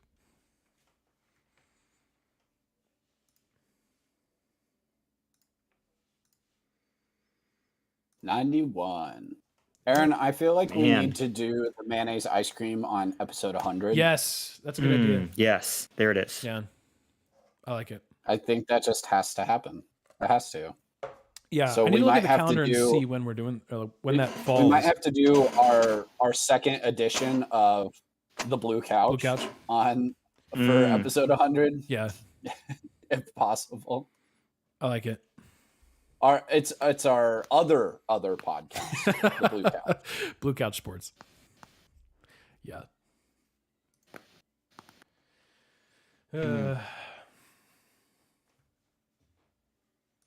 Yeah, I thought of that merch idea on the car ride home from work. I'm like, I'm pretty sure I can do a one-time cool. code. So I would Oh, think yeah. so. I That's a would great think so idea. too. Or at the very least, like I can just be monitoring my email real close, and if like someone puts it in, then I can cancel it. Like, yeah, Oh, that's fair. Yeah. It'll also be time stamped. yeah. So I think it'll be fun. Again, I haven't really looked, but like if I try to buy a mug right now, then I can add. We to all cart. picked Brazil for the World Cup champion. Is that correct? Yes. Believe so. Okay. Oh, we should have repicked a final winner then. Oh well, that's okay. We'll live. Yeah. We all whiffed. Big swing and a miss. That's okay.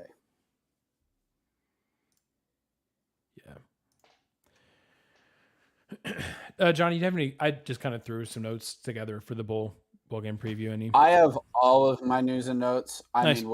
I figured it's going to be pretty rapid fire for a lot of them. Yeah. And then like if we want to talk about a few of them, like the ones we listed, great. Yeah. But otherwise, we're probably going to have to be pretty quick. Yeah, 'cause and we I was don't want even the thinking like episode to turning be, those like, 5 crazy that we're long. talking about into a YouTube video potentially. So Okay, you want to record it, I assume, right? Yes, yeah, let's do that because I'll also put the whole thing as a bonus podcast episode as well. Since Cool.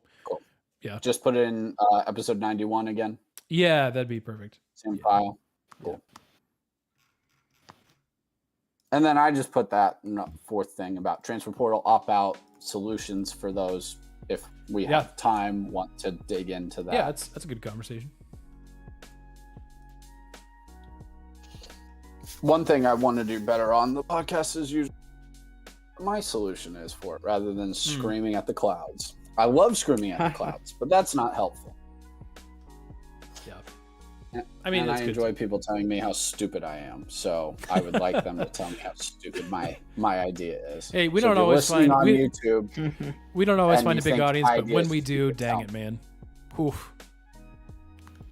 I shouldn't say that. We've had some videos that have done well, not because of people making fun of us. So I'll take one for the team always. Make fun of me. Why is my idea stupid? People of Twitter who tried to tell me that Tua was better than Justin Herbert yesterday. A bunch of bull crap. We're done with that conversation now, right? We're Can done it with please? I even said last night though, it literally didn't matter if Justin Herbert loses because he's clearly the better quarterback, and then he wins and is clearly the better quarterback. Like Tyreek Hill goes down and it was like, it's over. It's over. Like, I'm sorry, like Tua's not an MVP candidate. Tyreek Hill is an MVP candidate though. Like he's the reason my fantasy football team's gonna end up in the playoffs. Mike McDaniel is a coach of the year candidate. He is. Yep. Tua is having I don't get the whole like, well, if you don't think he's better than Herbert, he sucks. No. Like, he's fine. Like, Tua's fine. He works in that system really, really well. He's a point guard. Doesn't have a big arm. Isn't super mobile. Gets hurt all the time. Yeah. But he's accurate. Gets the ball out quick. Great. Good kid. Seems great. I shouldn't say kid. He's my age. He seems great. Like, good personality, good leader. But he's a franchise quarterback. But he's not Herbert. He's not Burrow. He's not Mahomes. He's not Josh Allen. He's not even Jalen Hurts, which is weird to say at this point. But Jalen's developed more than Tua has. So that whole thing is just wild. There's going to be a 30 for 30 one day on those two. Yeah. All right. Okay. I am going to get some water. Sounds good. If we're going to talk about those game shows. I gotta go take out a dog. Not take out. I get to go take out the dog, Jimmy. Take out the dog. I was going to say, you got a dog? You're staying on. We're talking about this dog. This is dog. No, I'll send you a picture. His name is Odin. He's great. Aww. He's a like neighbor's dog. I mean, like the Norse god Odin. Truly, he is just as magnificent. And he does really good Yoda ears when you pet him. Aw. Sounds like a very good boy. All right. He's an excellent boy. Yep. Hey, I'll see you guys. See you, Josh. Have a good week. Thanks for recording. Yeah, of course. All right. Hang on. I got to unbreak my setup here. 1 second.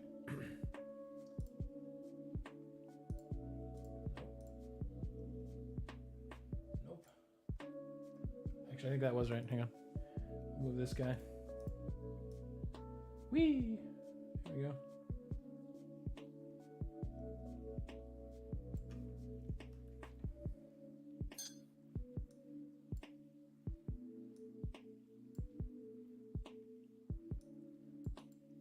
How's that? Seen better. Oh, that's not what I want to do.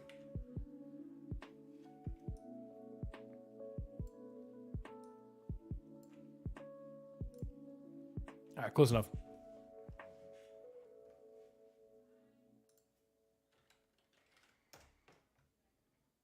Well, since you're here,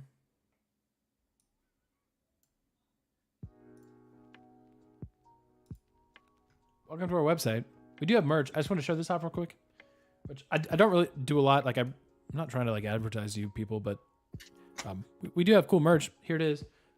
Here's the aforementioned mug with the cool retro logo. If you like that logo, it's also on a t-shirt. We have both a crew neck and a hoodie sweatshirt, and then both a hat and a beanie with our logo on it. So check that out. Again, fifthandgoalsports.com/merch. And look, it is custom. It's basically custom made. So If you want to get some merch before Christmas, I recommend you buy it in the next couple days because it does take a little bit of time, but not too bad. It's way better. Our first merch took like 5 weeks. It was real bad. This takes like 2 weeks, so it's way better.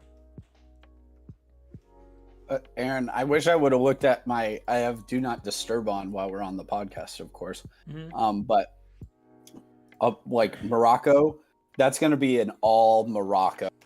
It's going to be almost a home game. Oh, interesting. When they play, like there's okay. So like they just posted, there's been 7 planes from Morocco in the last 24 heading to the World Cup for the game, like 7 like of the gigantic oh my gosh, this is amazing. And these are just like specific like government sending these 7 planes, so that doesn't mean like those are the only like Moroccan fans going.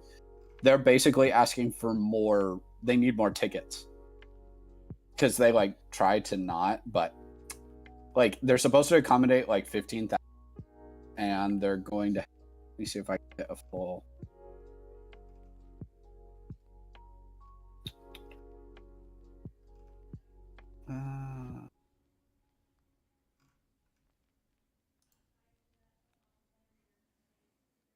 No, it doesn't say. Okay. Anyway, it's going to feel like a Moroccan home game, I think, in that game against France. That's been another underrated thing. But just it being in Qatar, it's made it easier for the Moroccan fans to get there, and their support has been insane. Yeah, it's pretty awesome. Entire tournament, like them in Saudi Arabia. Yeah. Anyway. Yeah. All right. I'll hit my recording here. Do you want to start off with our like main ones or jump back to those later? I was thinking we'd hit them pretty quick here. Okay, sounds good. Yeah, that works you just lead and I'll go along with you. Okay. Yeah, sounds good. Hey, welcome to a special bonus edition of the Fifth and Goal podcast. Johnny and I are here with you today. We've got our bowl game preview, in case you couldn't tell by the title of this episode that says bowl game preview. Johnny, I love this time of year. We send the people straight to jail that say bowl games are boring and there's too many of them, straight to jail if you were that person, because they're so much fun. Even if you have these transfers and players opting out, you also have teams that desperately clawed and fought their way to 6 wins to get to a bowl game. Or you've got the New Year's 6 games. Teams like Tulane have a monumental season and they get rewarded by a big college football bowl game. But welcome to our bowl game preview, Johnny. I know you also love this time of year. Absolutely love it. And with the opt-outs, that means that you give opportunities to young backups. Think Marvin Harrison Jr. and was able to step up in the Rose Bowl game for Ohio State last year. I mean, Jack Miller's going to get the first chance to see the field all season for Florida against Oregon State. We're going to have some really fun and amazing stories about backups coming in. But bowl season's weird. Bowl season's fun. You have the Popeyes Bowl in the Bahamas. You got the Hawaiian one on Christmas Eve. These players are getting watches and couches and Xboxes and everything. It's amazing. I love it. We don't have too many bowl games. No. We have a perfect amount. I totally agree. There's also, you talked about it, players getting opportunities. If you think bowl games don't matter, then I would just say you're just factually incorrect, because so much of a team's offseason is built on the last game you played. And because for a lot of these teams, it is a bowl game, how you fared in your bowl game can really affect if you have a positive offseason, if you have a negative offseason. And we'll get into that a little bit more. But I think it's awesome. And we're also, I should just say, kind of as just a heads up here, we're not really going to dive too much in the college football playoff. We'll talk about it a little bit, but there's going to be look, everybody and their mother is talking about the college football playoff if you listen to any sports radio or any other podcasts. So that's great. Obviously, we're super excited for those games, especially as Buckeye fans. We're interested to see how the Buckeyes can do. Can they respond against Georgia? We might touch on it, but there's going to be plenty of time, and we'll also be talking about those games on our actual podcast episode next week. So with that, let's talk about, you have the New Year's 6 games. You have the college football playoff games. Those are all great, but everybody's talking about them. So Johnny, you and I are here today to talk about 5 bowl games that you must watch this season. Johnny, hit us with number 1. Yeah, the first game that I'm really, really just really excited for is the Holiday Bowl. And the Holiday Bowl is one of the, I kind of say, second tier bowl games. You put it with the Citrus Bowl is really, really good. Alamo Bowl might be thrown in there if you want to. The old Outback Bowl that used to happen, kind of your second tier, if you will, bowl games where it's like solid teams, not like 6-6 teams. We're talking 8-4, 9-3 type of teams that just didn't quite get enough to get into those New Year's Sixes. Just below the tier of the Ohio State, Alabama, Georgia, USC typically. I'm thrilled for the Holiday Bowl because we got Oregon, we got North Carolina, and both quarterbacks are going to play as of right now. So Drake May is going to be playing for North Carolina. He's going to be a Heisman favorite coming into next year. Bo Nix looks like he's going to be coming back. That hasn't been officially announced, I don't believe yet, but looks like he's probably coming back for Oregon. He'll be on that Heisman list too. Two really high-powered offenses going at it. I'm really excited to watch this game because we got the quarterbacks, we got the weapons, less opt-outs, I believe, although Downs might not play for North Carolina, but I'm just excited to see these two quarterbacks go at it.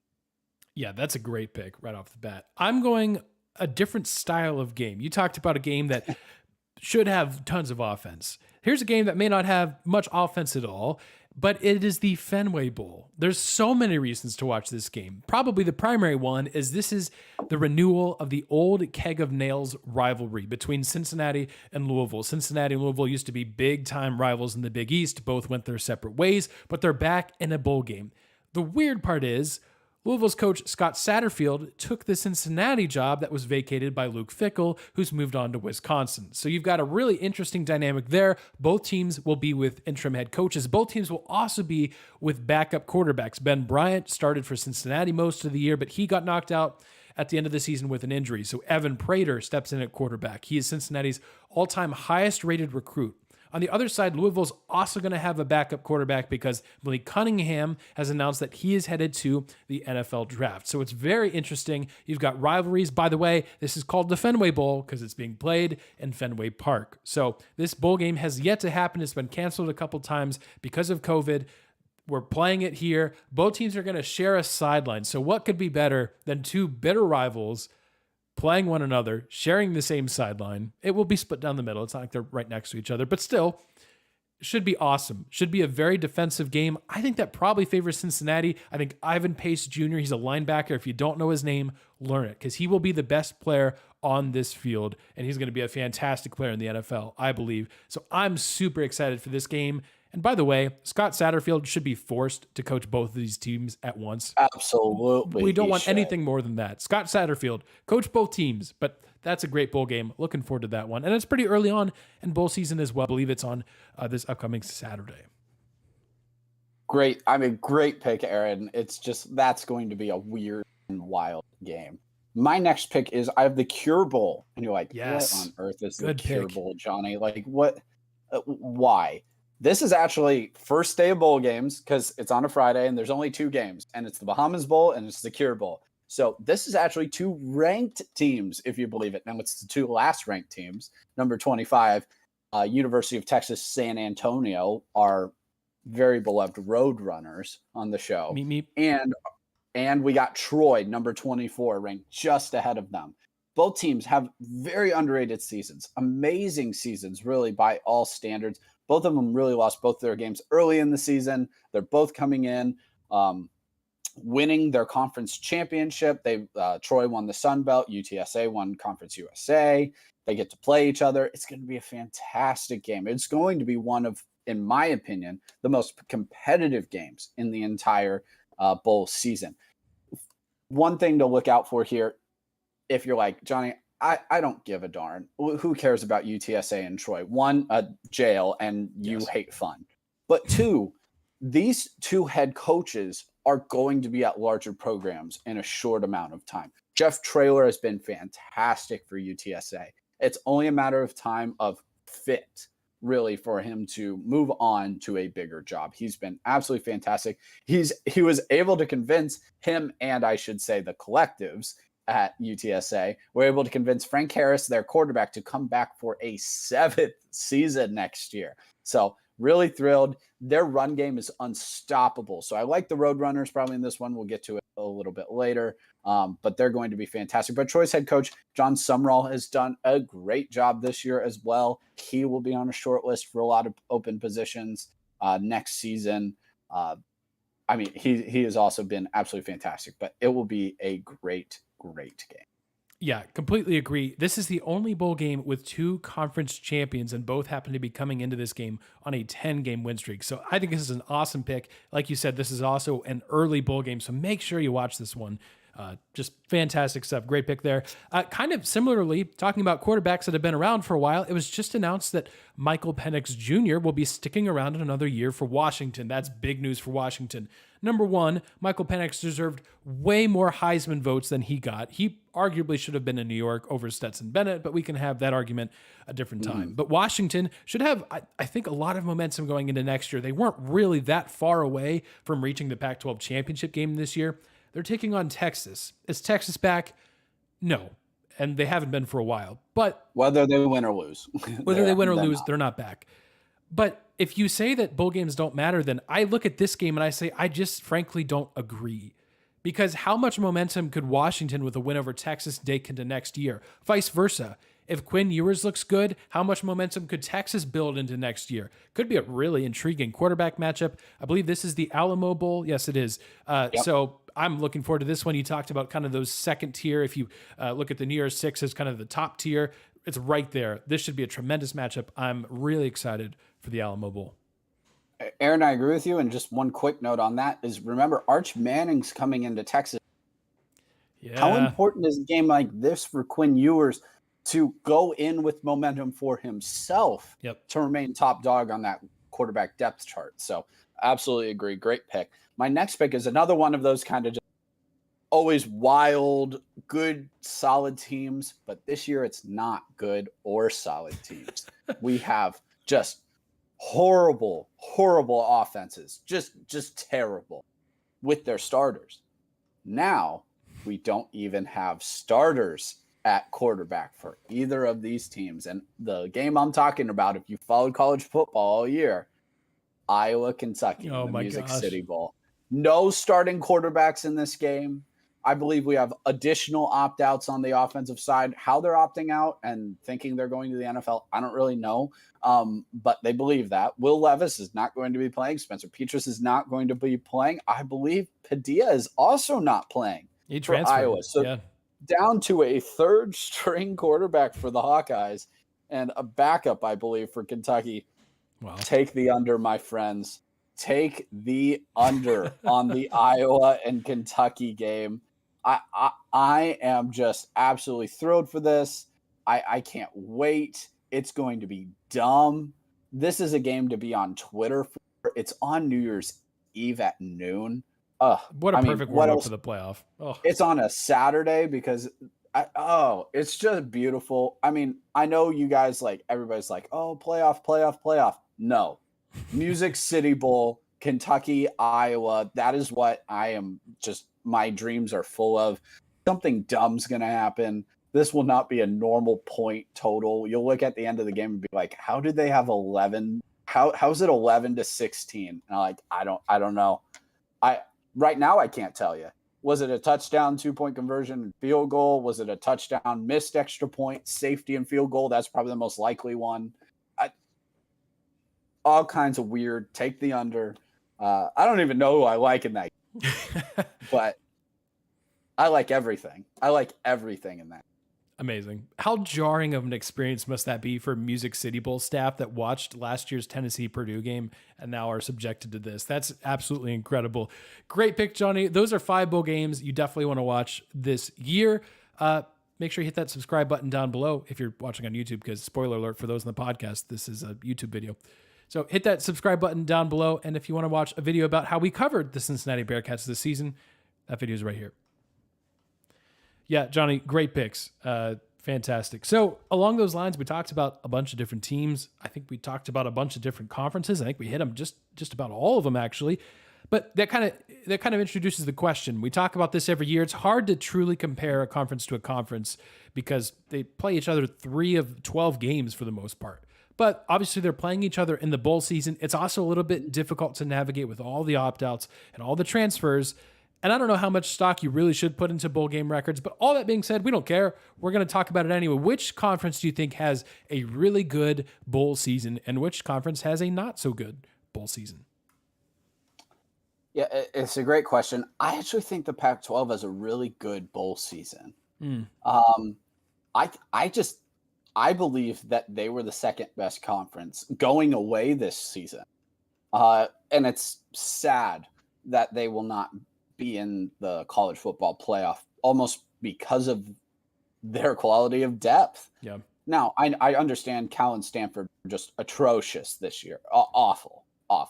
But you have 8 really, really quality teams that are going to be, hold on. Is it 8? I don't know. However many Pac-12 teams that are in, like, really, really solid. You have great depth. You got Utah, you got Oregon, you got Oregon State, you got Washington. Aaron, we talked in the podcast today about Washington State and their issues, but they were fine this year. They played very, very well at times. You got UCLA, you got UC. We'll see about some opt-outs and see if that changes. But I usually see that conferences with the most depth have great bowl seasons. The Big Ten, when they've had great bowl seasons, it's because their depth was just absolutely outstanding. I think the Pac-12 is going to have a great bowl season. Big 12 has a good shot too, but there's just some matchups that I don't love for the Pac-12. Conference that I think will struggle, probably have to go with the Big Ten or ACC. So I'll go with the ACC.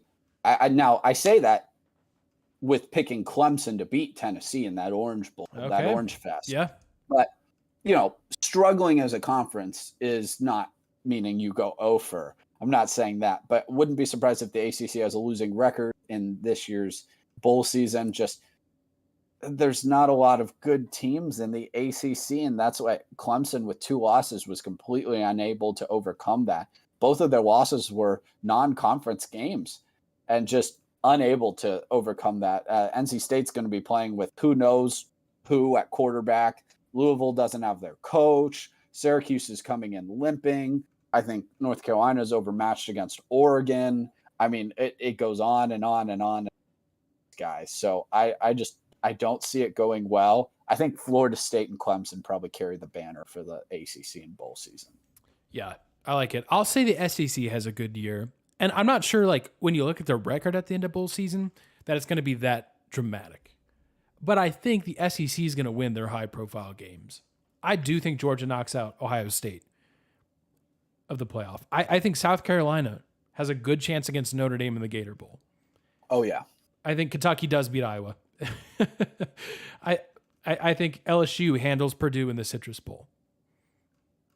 So I think they're going to win some of these high-profile games that most folks will be paying attention to. I think Alabama ends up beating Kansas State. I think that one maybe not as confident, but yeah. But the point is, I think Ole Miss knocks out Texas Tech. The matchups are pretty favorable for the SEC, partly because they're deep. Now, this is a bit of a cop-out, but because you talked about Power 5 schools, I'll go to the group of 5. I think Conference USA is going to have a real rough time. I think partially because they were the worst conference in college football.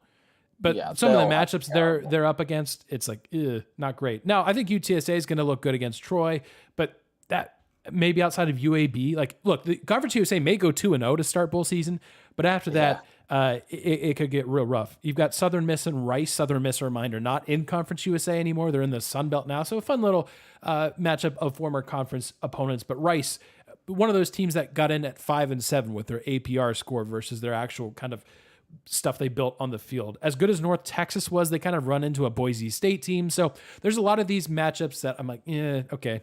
I don't know how I feel about Conference USA. So a bit of a cop-out. I know I didn't pick a Power 5 conference, but I agree. I think it's the Big Ten or ACC that have potentially letdowns in bowl season, just because I think the Big Ten was a 3-team conference, and then after that it was a bunch of mud. So, agree with you there. So we did say that we were going to mention the college football playoffs, so we can go ahead and do that. Johnny, what do you make of these 4 teams? Of course, Georgia number 1, Michigan number 2, TCU number 3. Ohio State, the last team in, number 4. We really haven't broken this down at all. Again, we've kind of been waiting. We're not really going to go into great detail here, but just kind of overall thoughts as we talk about all these bowl games. Yes, 2 of the 42 bowl games are these 2 playoff teams. They're going to get a lot of attention on New Year's Eve. And what are your thoughts? Well, this phrase, style makes fights. That is very true of this year's college football playoff. Michigan just matches up really, really well against TCU. And I hate to say that for Max Duggan and the Horned Frogs. And I know most people probably aren't even giving them much of a chance. But you see, like, this game's probably going to be close at halftime because Michigan usually is close to teams at half. And then I think they're going to just out-physical TCU towards the end of the game. And I'm not picking TCU to get destroyed in this game. I think it's a 9.5-point spread. That's fair. I think it ends up being probably about 13, where it's clear that Michigan's the better team. I don't think TCU is going to be able to stop the run. Now, I say that, and they were able to completely shut down Bijan Robinson in Texas. But at the same time, Texas gave up easily in that run game. Michigan is relentless with their run attack. They don't give up. They're persistent in it. Even if it doesn't work in the entire first half, they'll keep going. And Michigan's offensive line isn't much, much better than Texas. Yeah. So I just think that's the game. Is TCU able to stop the run game and Donovan Edwards at all? I don't think enough for them to be able to overcome Michigan. And that bend don't break type of defense is perfectly set up to make TCU kick field goals in the red zone. So as far as that game, that's how I see that one going in the Fiesta Bowl. Yeah, I agree.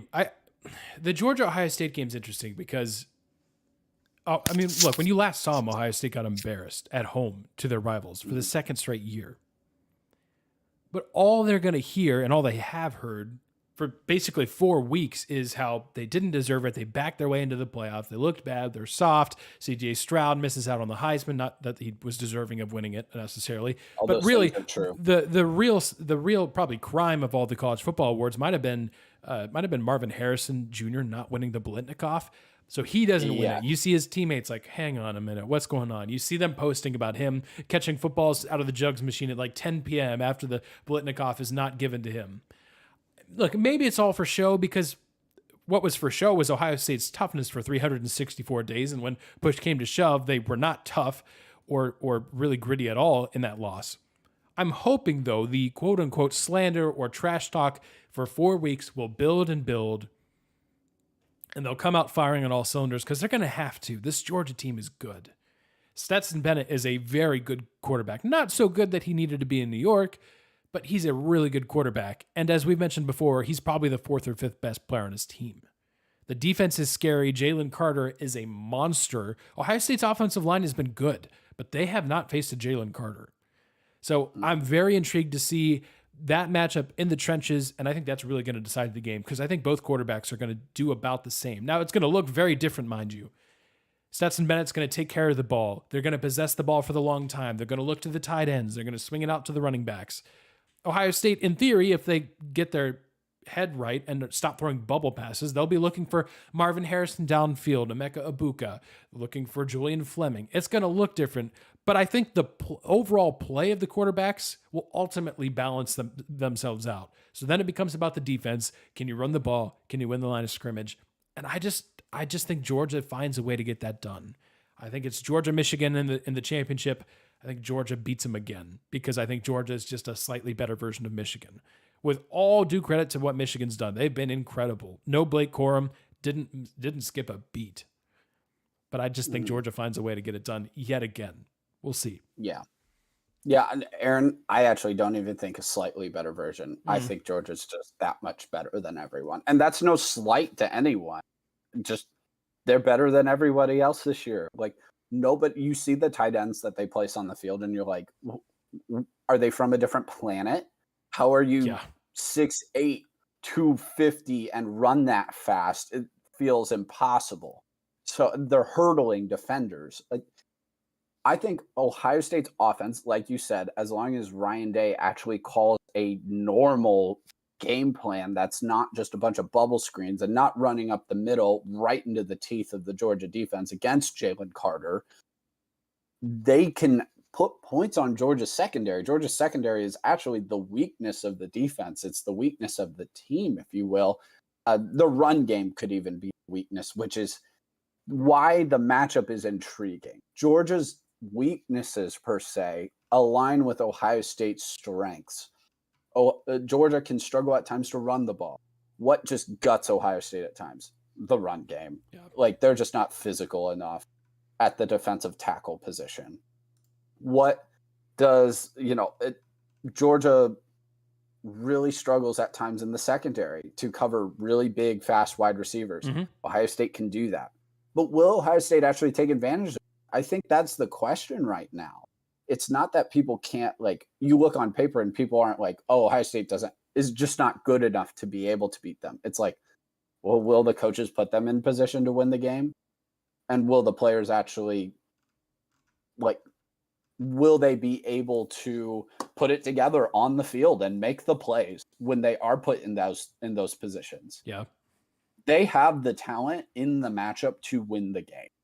But I agree with you. I just don't see them being able to piece it together.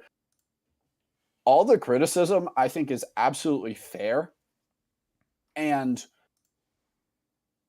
fair or unfair, Ohio State loses in this game and loses significantly. The seat gets hotter for Ryan Day than it would have been if you had gotten to go to the Cotton Bowl and win that game easily. So this is a very, very important game. Not just, obviously it's the playoff. There's no moral victories. But if Ohio State looks soft again, if the game plan looks suspect again, the heat will only intensify in Columbus for Ryan Day.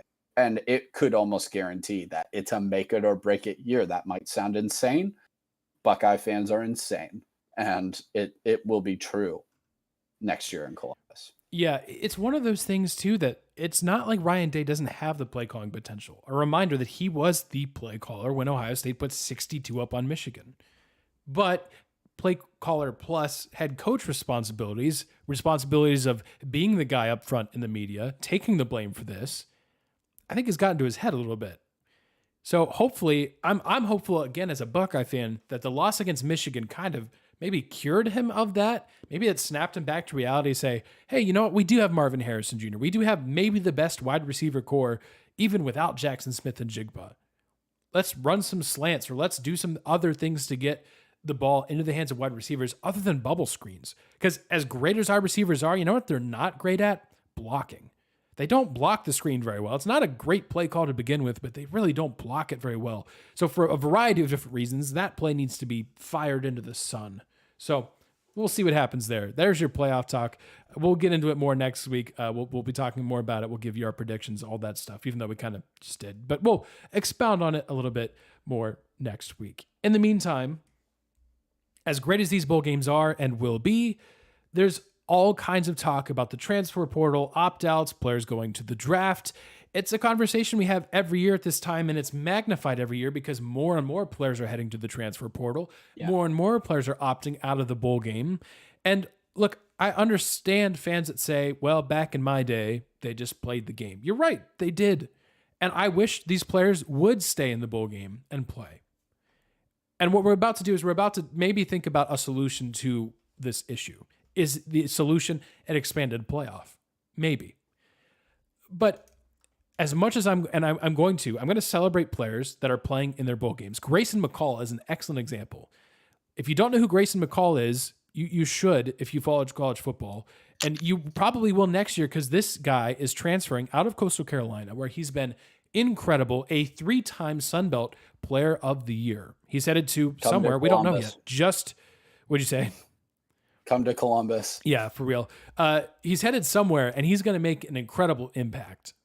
Because if you're college football nerds like us, you know who Grayson McCall is. He's been fantastic. He's a baller, great leader. Just everything positive about Grayson McCall that you can say. He's headed somewhere. We don't know where, and he doesn't know where yet. But you know what? He's sticking around and playing in his bowl game. I give him a lot of respect. That does come with a risk, and here is the risk. Matt Corral played for Ole Miss in the Cotton Bowl last year. We sat here a year ago and said, awesome. That's fantastic. But you know what Matt Corral was going to be? He was going to be a first-round quarterback drafted in the first round. I think, no doubt. Maybe there was some talk that he might be the first quarterback drafted. And then he wrecks his ankle a drive into the game for Ole Miss. And it's not saying that he made the wrong decision. I'm not trying to sit here and say what athletes should or should not do. And quite frankly, I don't think you should probably either. That's their decision. Whatever they decide is fine. Don't hear that being the point. But how much money did he end up eventually costing himself by playing, getting injured? And now, to a certain extent, you can take this argument and say, well, why play any games at all, right? But that's not the point we're trying to make. He probably cost himself a couple $1 million by taking a risk and playing with his teammates. Again, I commend him for that. But that's part of the thing why I can't sit here and say, well, players should just play. They're being selfish. You're talking about providing for your family for years to come. For some players, maybe they've come from nothing. I'm sure lots of them have. That's a huge deal. So all that being said, Johnny, I've kind of given the background of this whole conversation that's been going on for years, but it's kind of at the forefront of people's minds now. What do you make of all this? Do you think there is a solution for that problem? And if there is, what is it? Yeah, no, I think the background you just gave is you can have your own personal preference. Yeah. There's absolutely nothing wrong with that. I do prefer that they play in the game, but I completely understand based on everything you said. When they opt out, guys, they're not all trust fund kids. A lot of them don't come from much. Or even think about it, if you come from a middle-class family, you getting signed and drafted to an NFL team, even if it's $5 million, that's life-changing money for you. And it's a massive opportunity that, forget about that money, you're going to have a massive setback if you get hurt, tearing your ACL, breaking your ankle, whatever it is. So let me start off with whatever solution I'm saying. I'm not saying in spite of them doing, because I understand why they do. While I would like to see them play, because I love watching them play football. That's truly, I just want to see them play, not because I'm the self-righteous person who's like, oh, well, you should play the game. No, like, I just enjoy watching them play. And so I'm sad when I see great players not playing another game for their school. But part of the solution will be the expanded playoff. Aaron, I know you have that bad relationship with the expanded playoff. Yes, I do. But that will be part of the solution because, as much as I love the Rose Bowl, as much as I love the Fiesta Bowl and Cotton Bowl in normal years, they have lost a lot of their luster. We're looking up Cotton Bowl tickets the other day, and there's some left for like $10. There's a lot left for $10. That shouldn't be happening. And so the expanded playoff is going to keep a lot more teams and a lot more fan bases fully invested in the end of the season. To be fair, that's happening because USC doesn't have any fans, but continue. Yeah, of course. But that happens. I mean, how many of yes. those games have we seen, though, where like the Orange Bowl's not full? Yeah. The Fiesta Bowl's not full. Cotton Bowl's not full when they're not the semifinals that year. So it's going to be great because you're going to, instead of 4, you're going to have 12 teams that are fully invested there at the end of the year. You're not going to have opt-outs for teams that are in the playoff. That won't happen. So that automatically takes out a lot of the teams that you're seeing the opt-outs, because most of the opt-outs, let's be honest, they're usually your upper tier FBS schools. You're not having a lot of guys from Illinois, opting out of their bowl game for the NFL, right? Illinois had a good year. They made a bowl game. Great for them. You're just not going to see like a lot of that. I don't think you can totally get rid of that, though, if a player from Pitt, a player from Illinois, a player from NC State wants to opt out.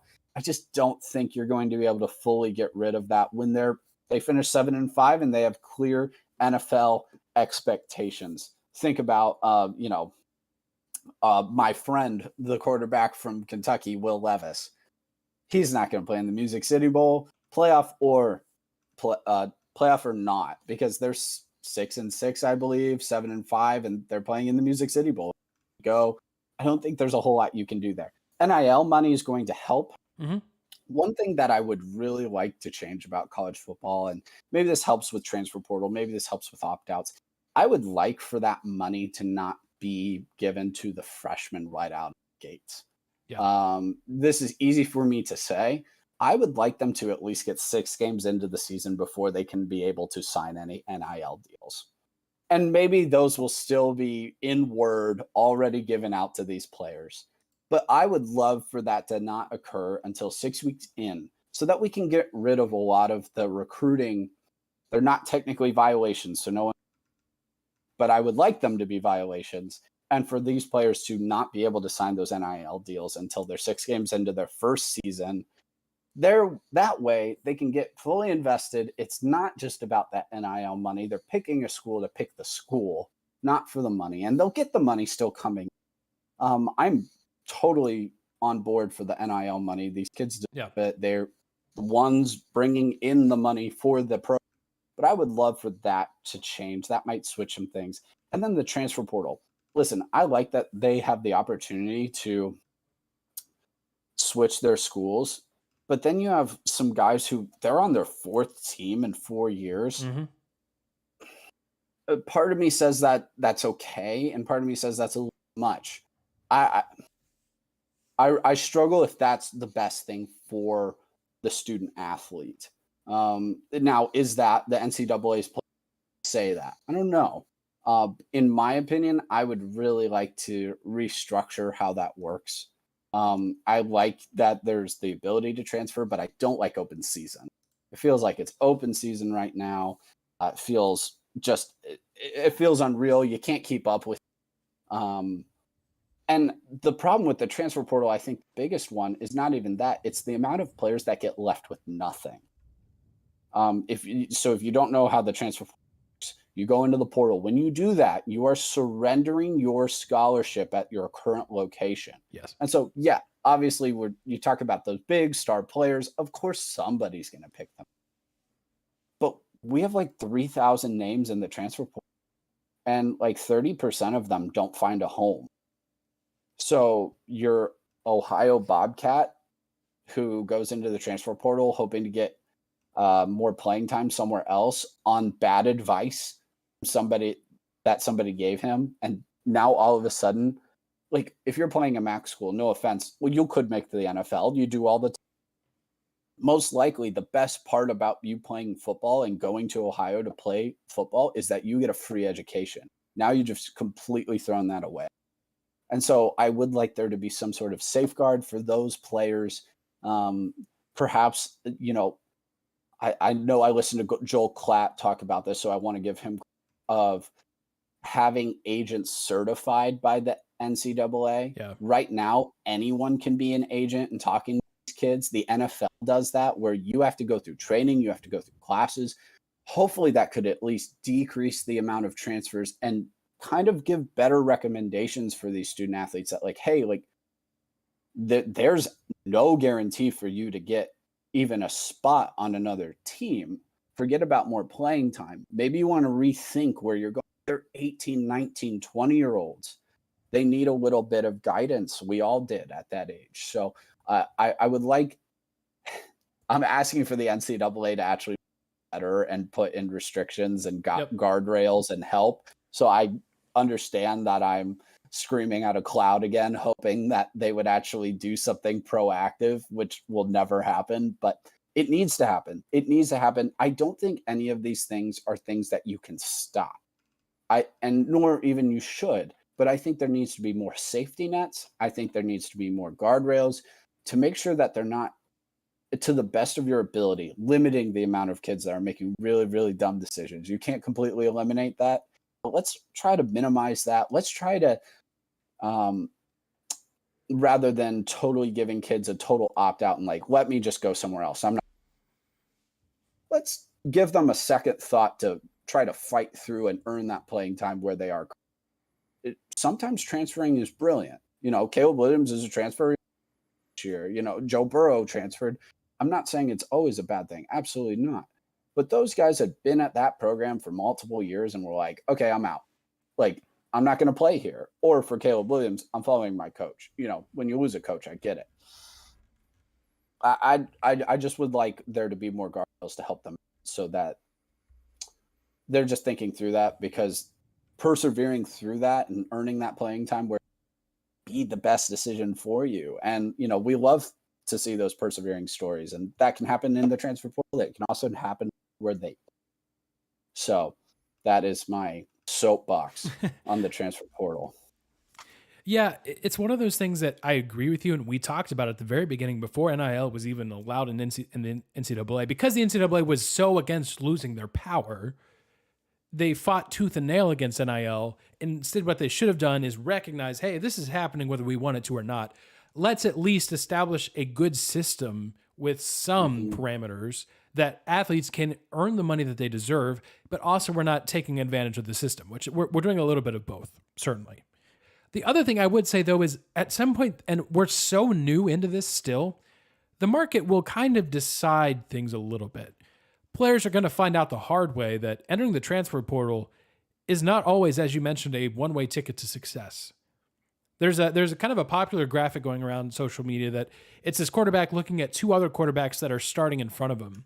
And he's like, all right, I'm going to transfer. And then he gets in a line of 10,000 people.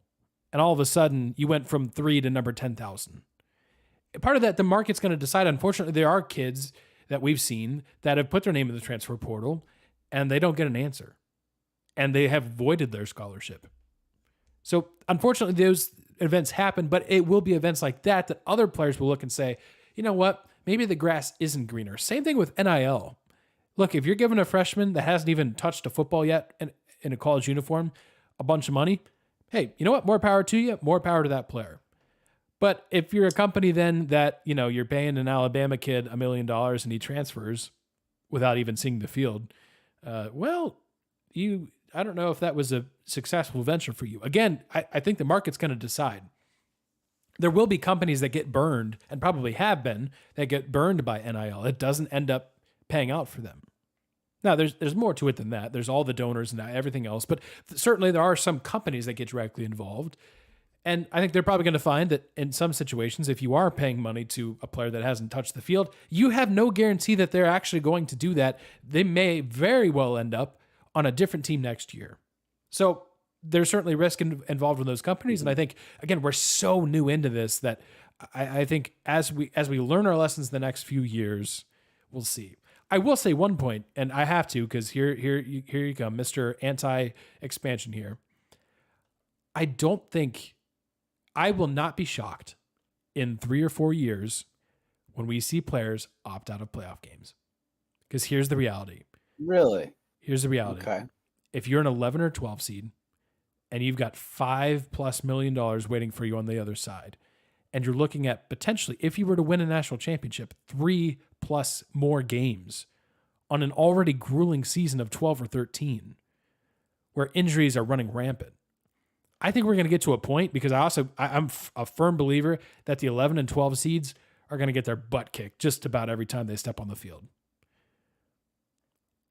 If it becomes so glaringly obvious that the 11th and 12th seeds don't actually have a shot at the national championship, and again, I know we haven't actually gotten to this step, but I'm a firm believer that, like Tulane, absolutely love that story.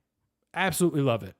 You're telling me with a national title on the line that Tulane is ever going to beat an Alabama or whatever team you want to put there?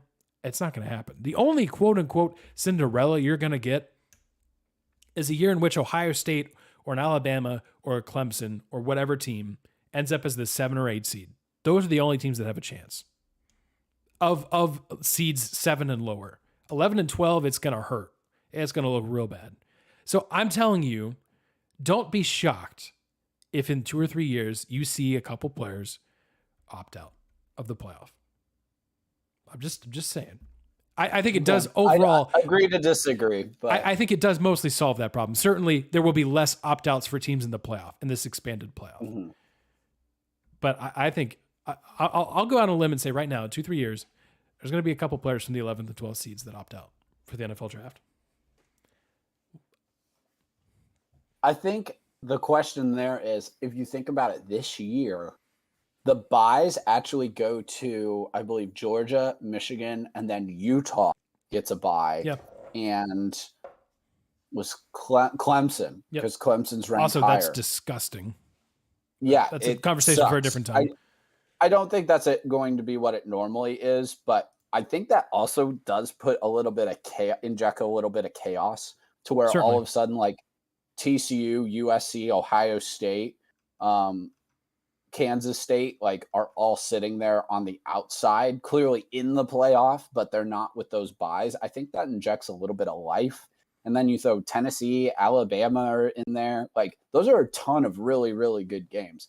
So I don't know, Aaron, when you're talking about the 12th seed, like, oftentimes, like, okay, maybe that is Tulane, but there's going to be some times where I think the 10, 11, like, are a USC, are a Washington, like this year, are like those teams. So I don't know, like when it comes to the opt-outs this year, I don't really see like what team that would actually be like not playing some of their players this season. I just have a hard time seeing that with like who would be listed. Maybe I'm wrong going into the future, but based on the matchups this year, I just don't really see like who would be playing that first round game and being like, oh, we don't have a chance. There's no reason for me to play in this. And I think that also just goes against the competitive nature of most athletes as well. Of right or wrong, you believe that you're going to win every game because you have to. You have to believe that you'll win every game. So like maybe I'm wrong in 3-4 years. Like there's a great Tulane player who decides we don't have a chance to win this game. Why am I playing? But for the most part, I think the athletes are going to be like, hey, who the heck knows? And if we pull off an upset and beat Ohio State, right? And don't hear me saying that I want that to happen. I don't want that to happen. Please play if you're in the playoff. I would say play if you're in a bowl game too. I'm just saying I think it's going to happen. Not all the time, because you're right. This is the college football playoff. You are literally in the playoffs. This is what your whole season has been about. But I just think that we're going to get 2 or 3 of these every year. I think we're going to get to a point. One guy. Yeah. Well, yeah. I mean, maybe that's the easiest slam dunk prediction ever because you can always count on one guy to beat. There will probably be one guy that you're like, what? And he'll get destroyed. Yeah. Oh, absolutely. Right or wrong. And deservedly so. He will get destroyed for opting out of playoff game. He will. No matter what team, what season. Yeah. And by the way, I will say, like injured. Yeah, I will say the NIL is probably going to think. We talked about solutions to this problem, and I realized this became a bowl game preview and just NIL, which is fine. The solution, here's how we'll tie it back, and then we'll cover a couple more bowl games before we wrap things up. Probably the biggest solution to players opting out of bowl games is to have some NIL incentive to play, to where you are basically just getting paid to play in your bowl game. Basically a contract. Yeah, exactly. Yeah.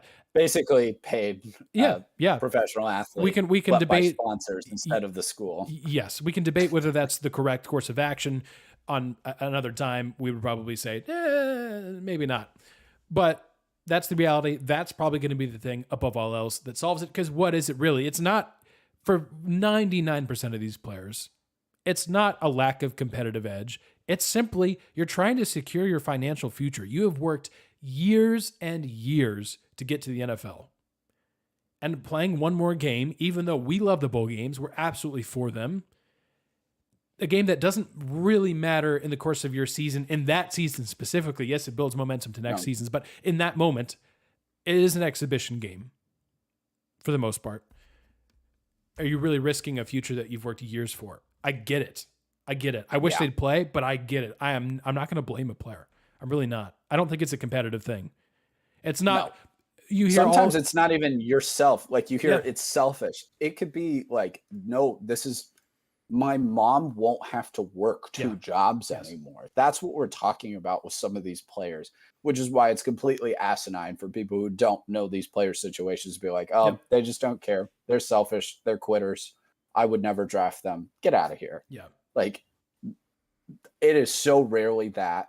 It is more often like this is life-changing money for not just me, my family. And like you said, Aaron, like ultimately, if it's the Music City Bowl, like I'm sorry, I love the Music City Bowl too, but it's like I play one more, you're right, exhibition game with my teammates, or I don't, and I practically guarantee myself like to go get $10 million in the NFL draft, and you can sit here all when high you and mighty phrase and it that say way, I it's would really never do hard. this. When you are put in that situation, you would take you would take the money almost every time. I don't think I really push back against the argument of people saying the love of the game is just lost. I just don't think that's true. I think if anything, there's just more people in business involved in these decisions, and so you get more business decisions. That's just what's happening.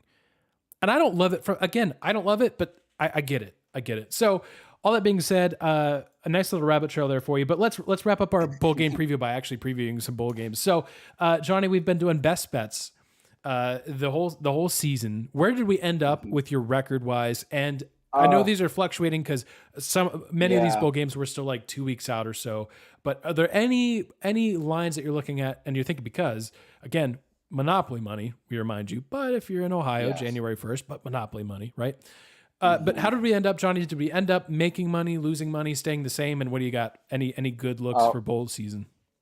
Well, if you were following along podcast, we really missed it on the last week of the season, and that cost us. So we took a big swing on the championship weekend, and we went 6-1. Hey, we got so close. Nice. So close. 45, 46, and 3 on the year. Well done. Just a tough pill there to just come up one short. We thought we'd just take a big swing. USC let us down. That was the one that we got wrong. Every other pick was correct. Every other team covered. So overall, if you were betting Monopoly money and you lost like $20 for a fun time, I think that was worth it. It was worth it. So not big losers there. Maybe we'll bounce back next year. Maybe we'll just bounce back in the bowl game. So a few really good ones that I like. Oregon is a 9.5-point favorite over North Carolina. That's a lot of points for me. And Oregon's secondary is really, really bad. Josh Downs not playing. Aaron, is that official? Josh Downs not playing? I believe you're correct. I can confirm, but I believe that's a lot of points for me. I think North Carolina loses, but covers that. But 9.5 is very fair, very fair. Before Grayson McCall said he was going to play, I really liked East Carolina. I know that's 7.5, but I really liked East Carolina against Coastal. Coastal's been awful without Jamie Chadwell down the stretch. So look at East Carolina there on that one. Bowling Green is a 1.5-point dog against New Mexico State. New Mexico State, great year. I'm glad that you guys made it to the bowl game. Bowling Green's a better team. Yes. I'm honestly kind of surprised with Bowling Green. Should have a lot more fans there in Detroit than New Mexico State. I'm a little surprised by that. San Diego State, only a 1.5-point favorite against Middle Tennessee State. I know Middle Tennessee beat Miami. Miami's atrocious. That game, that almost means nothing. So San Diego State's going to win the Hawaii Bowl. And again, it's not a home field advantage, but it's definitely a travel advantage. Closest continental part of the U.S. to Hawaii, I think, at least. So definitely like that. You mentioned North Texas, Boise State. Boise State's a 4.5-point dog. I think they'll have a bad taste in their mouth after the Mountain West Championship, but they ended the season really, really strongly. I would be surprised if they don't beat North Texas in the Frisco Bowl. Really, really like them in that one. I could keep going on and on and on, but is there another one that you really like? It's a bit of a big line, but Fresno State, I feel really strongly the Bulldogs are going to win. I think they're going to beat Washington State. One of the conversations that we probably should have brought up before now is what is a team's interest level in playing in these games? We talked about the opt-outs and stuff, and regardless of opt-outs, even the players that are playing, Washington State season was largely disappointing. Yes, they went 7-5, but they basically beat up on bottom opponents and didn't beat anybody above them. Didn't beat Washington, didn't beat Oregon, didn't beat USC. All these chances in some of these games were close. Couldn't find a way to do it. And for a variety of different reasons, I just really like Fresno State. They're on a big win streak. Jake Hayner is a fantastic quarterback. They've just kept things rolling there. Mountain West champions. I think the Bulldogs could put up a lot of points against Washington State. I don't know if Washington State puts up like a bunch of points against Fresno State. So I think the line might be like 6.5 last I looked, might have changed, but I like the Bulldogs a lot. It's an early game, so even if you get it wrong, you can swing a couple more times at games later in the bowl season. But I like that just from a perspective of just watching that game. I think it's going to be fantastic. That is the Jimmy Kimmel LA Bowl, of course. So I got that three more. Yeah. These are my three favorites. Okay, let's hear it. Actually, in the whole thing. UCLA is a 3.5 point favorite against Pitt. I think DTR, Dorian Thompson Robinson's going to want to go out real well, finish the season well for UCLA. They're going to want to go out. I believe this would be their 10th win on the season. UCLA is going to want to get that win, go 10-3, be Chip Kelly's best team so far, best finish. I don't believe in that Pitt team really a ton. They're fine, but the Sun Bowl, I really like UCLA to cover 3.5 is not much. I love South Carolina. We're going to have Tyler Buckner again playing for Notre Dame, really cold. South Carolina is a 4.5 point dog. I really like South Carolina to win that game, assuming that we have their quarterback playing in that game. So maybe that's why the line was at 4.5 point underdog, but Notre Dame already has opt-outs. Michael Mayer's not playing either. Their best offensive weapon. I have a hard time seeing Tyler Buckner coming in ice cold, beating South Carolina. I don't see that. And then lastly, LSU's a 5.5 point favorite against Purdue. Purdue just lost Braum as their coach. I don't see it. I don't see Purdue hasn't faced many defenses like LSU's. And when they did, like Michigan, they couldn't score in the red zone. Purdue's defense is nothing to write home about. So I really think LSU is going to, again, finish a quality season from the Tigers. This is about as good as you could have hoped for, I think, in Brian Kelly's first season. I think they ended on a high note in the Citrus Bowl. I think they win at least by a touchdown in that game against Purdue, 5.5. Yeah, but most of these lines aren't bigger than 7 points, guys. They should be a great bowl season. Yeah. Well, look, we tell you Monopoly money because we're just doing our best to predict games, but the bowl season is going to be absolutely wild. It's unpredictable as always. So here's a better bet. Join our Fifth and Goal group on ESPN where you can compete directly against Johnny and I. Hey, look, Johnny and I did pretty well. Johnny got third. I got fourth in a group of about 30 people. There are prizes that will be announced for the winners. So make sure you do that. Make your picks. It's just straight up. You're just picking all 42 bowl games. The team or the person with the most wins at the end is the winner. It's that simple. So make sure you do that. We host it through ESPN. There will be a link on our website here pretty shortly, along with our bowl game previews. We've, currently as we're recording this, we are in the midst of writing 42 bowl game previews. It's just a little snippet into each team's season, a little history of the bowl game itself, a little history of each team's bowl history, but also kind of a present snapshot, our predictions for each game. So yes, you can kind of cheat off of us and look ahead and see who we've picked. So you can take it as you will. You can use our predictions. You can just go against us every game. That might be a better strategy. Who knows? But that's there. So I hope you do that. Johnny, any other bowl games you want to mention real quick before we wrap up? I always love the Rose Bowl. The Rose Bowl always have a soft spot in my heart. And this year, again, most of the games that I'm mentioning, ones where I feel like the teams are fairly going at it full strength. I know Dalton Kincaid, Utah's very talented tight end, will not be playing for Utah. That's because he's been hurt all season. Yep. And if you've watched Utah play, he's been a warrior out there just fighting and clawing for the Utes and doing everything he can to be out there. But he's missed a lot of games this season. And so he will not be playing. And I believe what's Penn State's Joey Porter will not be playing for Penn State. And I actually kind of equate that as fairly equal opt-outs for each team. Yeah. But for the most part, these teams are going at it full strength. Utah is a 0.5 point underdog when I wrote that preview. So we'll see what it is at game time. It's basically a coin flip. This is another Penn State's hoping to go into next year with. Next year is really Penn State has an opportunity, perhaps even an opening in the Big Ten East. Utah is going to want to keep that stranglehold on the Pac-12 going into next year. Teams that are going to go all out. Utah lost that incredible Rose Bowl last season to Ohio State. They're going to really want to be able to finish it off this time. I think that's going to be a phenomenal game. That's probably one of the games I'm looking forward to most, and it's the last game of the bowl season. Yes, it is. Yeah, which seems fitting. I will say, Nick Singleton. You talked about, again. I want to bring this up again. Bowl games mean something. It's about your momentum and trajectory for next season. Nick Singleton is a fantastic running back for Penn State. He was a freshman this year, did a little bit of everything. I think he had a kick return for a touchdown. This guy is elite. You only saw him in snippets. Just wait for this guy to get going next season with maybe better quarterback play, you would think, with Aller at quarterback eventually. Well, yes, there is a day where Sean Clifford won't be playing quarterback for Penn State. I know it's hard to believe. We'll get there. Watch out for him because he could be really good. And this, again, you saw, look, Marvin Harrison Jr. had a really good game in the Rose Bowl. It got, of course, overshadowed by Jackson Smith-Njigba, but it's the same thing. Smith-Njigba was great all season long.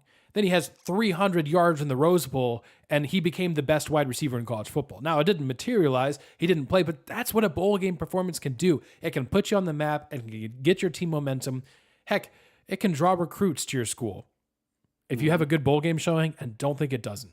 It can matter. So, Johnny, I love that. I have to give a shout out to my personal favorite bowl game. It is the famous Idaho Potato Bowl game. The famous Idaho Potato Bowl game is my favorite because the winning coach gets fries dumped upon him. It's just excellent. This year we have Eastern Michigan, San Jose State, two teams that kind of flew under the radar in their conference. Eastern Michigan 8-4. San Jose State had a really good year, 7-4 after a couple of tough years.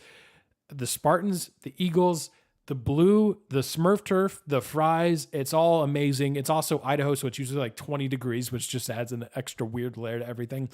I love it. I'm here for it. Potato Bowl, love you guys. Love the Mayo Bowl. Basically, if you dump something on a coach that's not water or Gatorade, Cheez-Its, mayonnaise, potatoes, you have we a gotta soft get spot in my Popeyes heart. to dump like butterfly shrimp Yes, on those absolutely. coaches.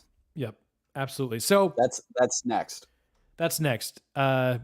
But Johnny, thanks for this bowl game preview. Again, check out our website, fifthandgoalsports.com for more. We'll also have a link there to join the group. So if you don't want to go searching on ESPN, no problem. You don't have to. You can check our website for that. We'll compete. We'll be talking about it on Twitter, on Instagram, all the places. Make sure you follow us on social media there.